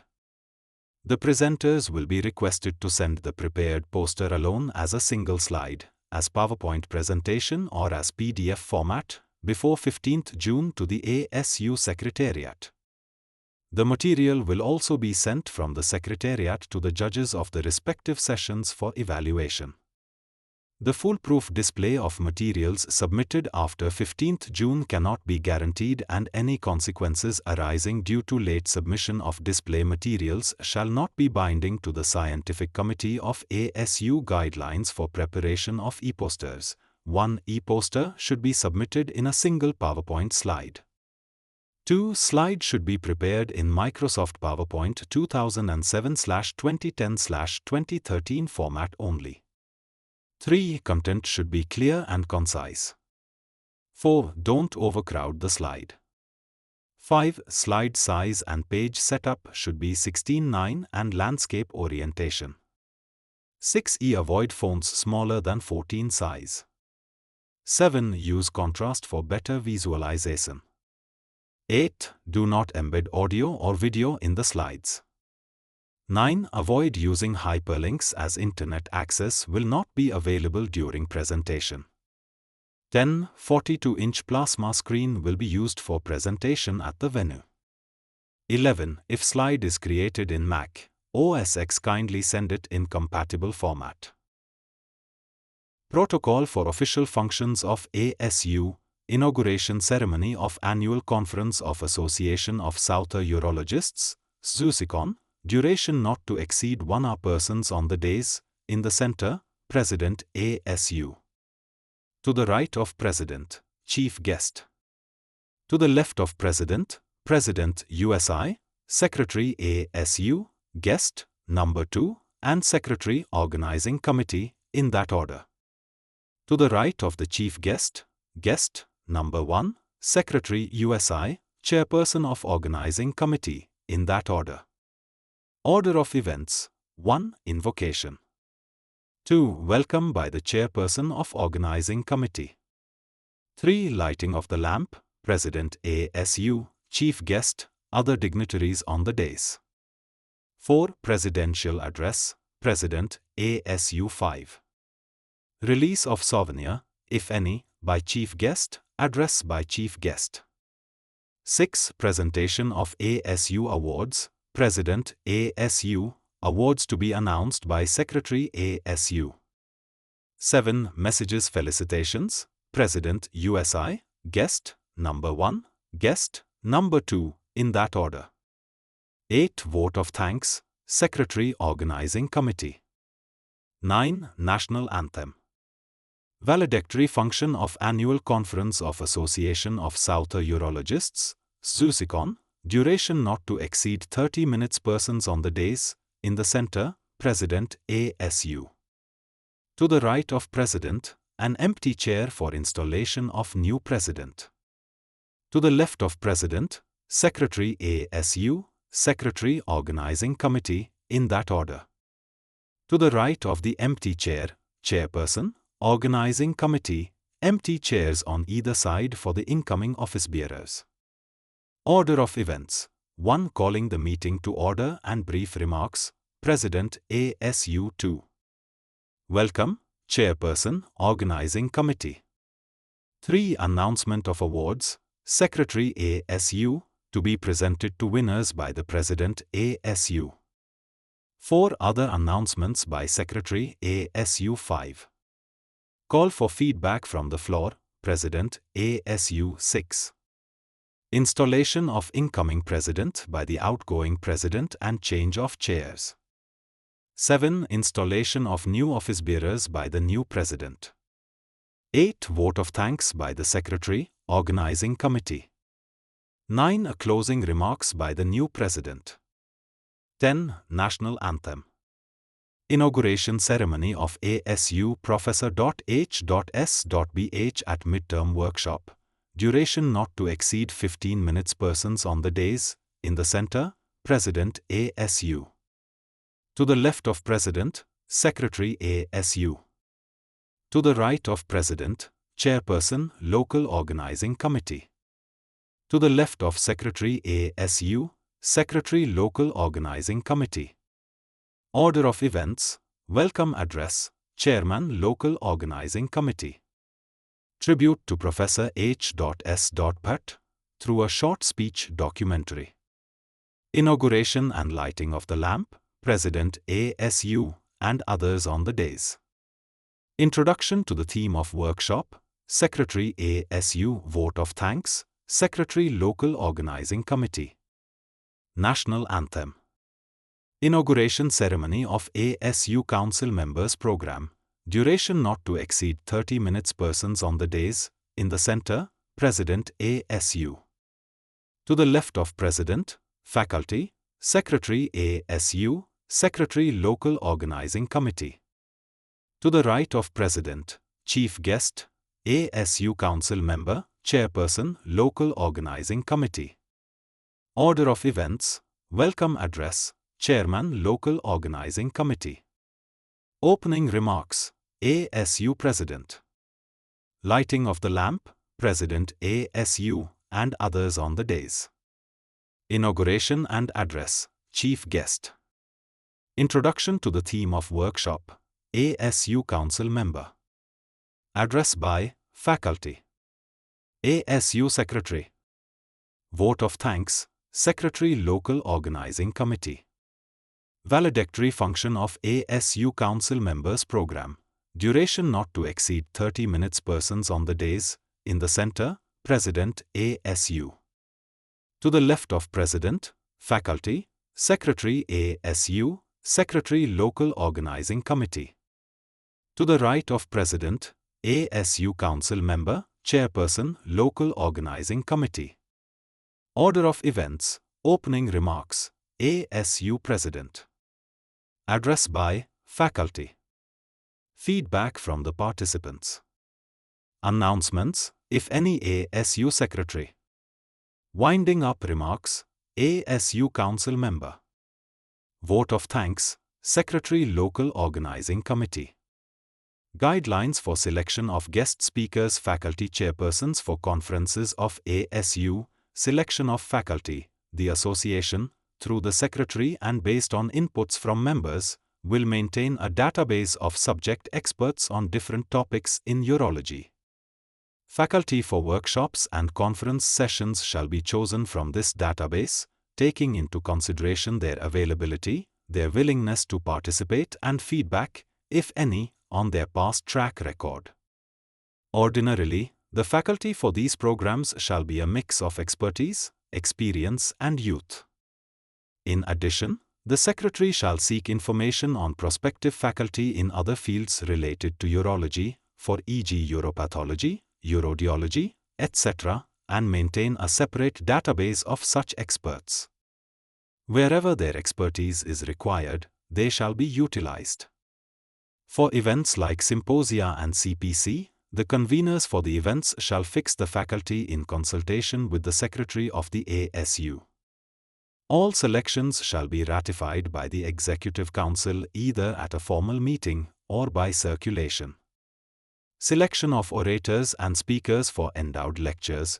The Secretary shall invite nominations from the members for the same in the prescribed form available on the ASU website. An objective assessment of relative merits shall be made by the scientific committee, which shall recommend a maximum of 3 names for each event. The Executive Council of the ASU shall make the final choice. Prior to announcing the choice, the President ASU or the Secretary ASU shall formally confirm the willingness of the selected individual to accept the assignment. In the event members have put no suggestions forth within the prescribed time, the ASU Council shall make the choice based on similar objective criteria. No person shall be selected twice for the same oration lecture event. Selection of chairpersons for non-protocol scientific sessions. The Secretary ASU shall seek inputs from the state associations, and nominations shall be submitted in the prescribed form available on the ASU website. Chairpersons shall be selected based on expertise, track record and experience. The selected set shall be a mix of seniors and upcoming juniors. No person who has failed to chair the session allotted in any previous conference, without intimating the Secretary, shall be selected for a period of 3 years beginning with the conference immediately following the one where the infraction took place. Guidelines for chairpersons during the conference proceedings. 1. The room hall where the session will be held has to be checked in advance and located in time. 2. The chairperson should be present in the room at least 15 minutes prior to start of the session. 3. All the presenters should be requested to be seated in the first row, to save time. 4. The session should be started on time, even if only one of the chairpersons is available. 5. It should be ensured that the speakers strictly observe the time allotted to them. 6. If one presenter is not available on time, the next presenter should be invited. Late presentations should not be accommodated. 7. Discussion from the floor should be encouraged within the allotted time. 8. Discussants should be instructed to first clearly state their name, institution and place. They should not speak without prior permission of the chairperson. 9. The questions from the floor participants should be specifically on the subject of presentation. The experience, opinions and personal comments of the floor participants should not be entertained, especially during prize paper sessions. 10. The requests of the Chief Hall Coordinator should be honored. 11. At the end of the session, the feedback form should be signed and handed over to the Secretary ASU.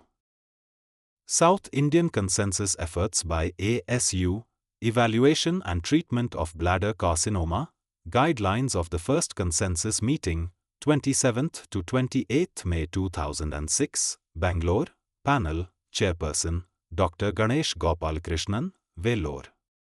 Members, Dr. V. Srinivas, Mumbai. Dr. Joseph Thomas, Manipal. Dr. L. N. Dorairajan, Pondicherry. Dr. Santosh Kumar, Vellore. Dr. Sanjay Sinha, Hyderabad. Dr. Ginil Kumar, Kochi. Dr. R. Keshwamurthy, Bangalore. Introduction. 1.1 The need for a guideline. Carcinoma of bladder is the second most common malignancy of genitourinary tract.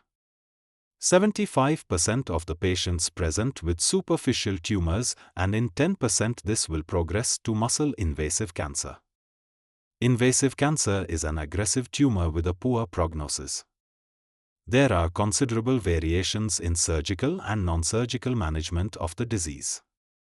Formulating a guideline for the entire subject of bladder carcinoma was not possible because of time constraints, and it will be done in a staged manner to cover the entire subject in further meetings.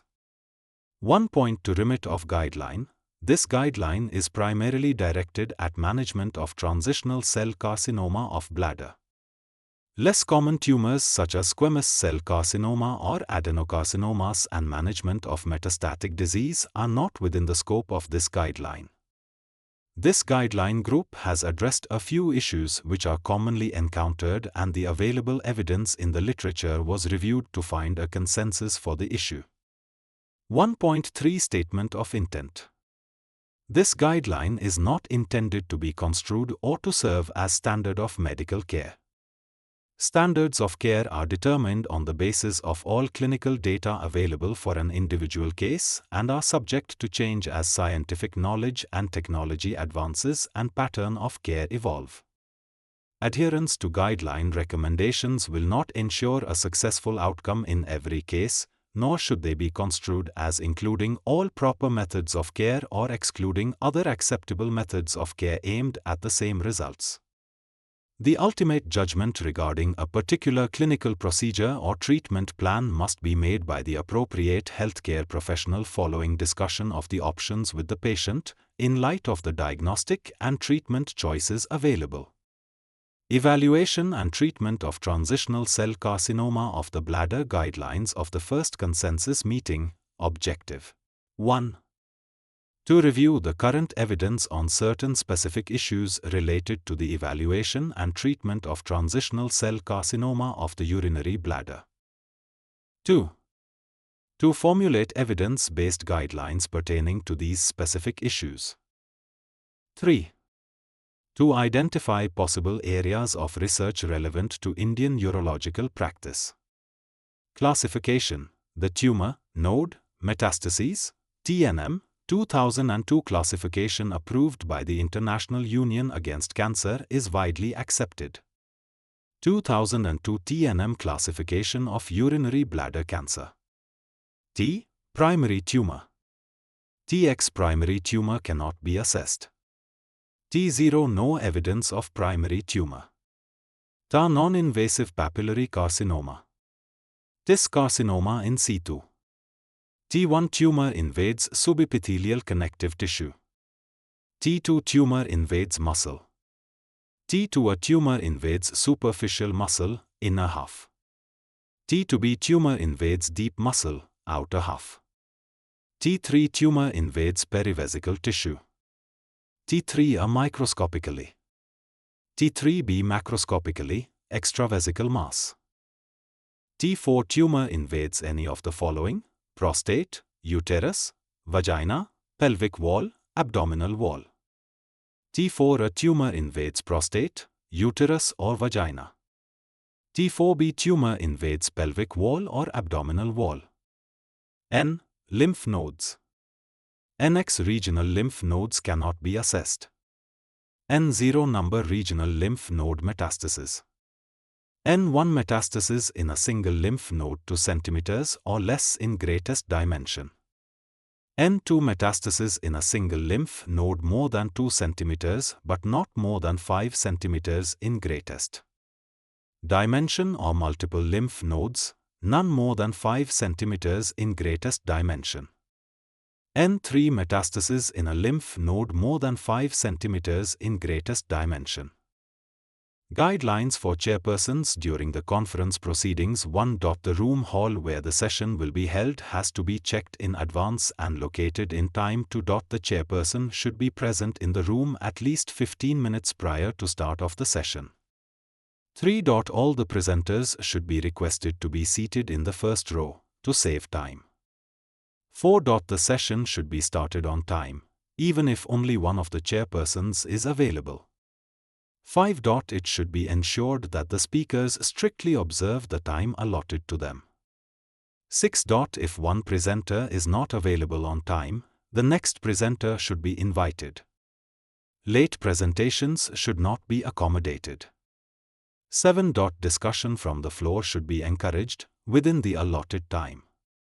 8. Discussants should be instructed to first clearly state their name, institution and place. They should not speak without prior permission of the chairperson. 9. The questions from the floor participants should be specifically on the subject of presentation. The experience, opinions and personal comments of the floor participants should not be entertained, especially during prize paper sessions. 10. The requests of the Chief Hall Coordinator should be honored. 11. At the end of the session, the feedback form should be signed and handed over to the Secretary ASU.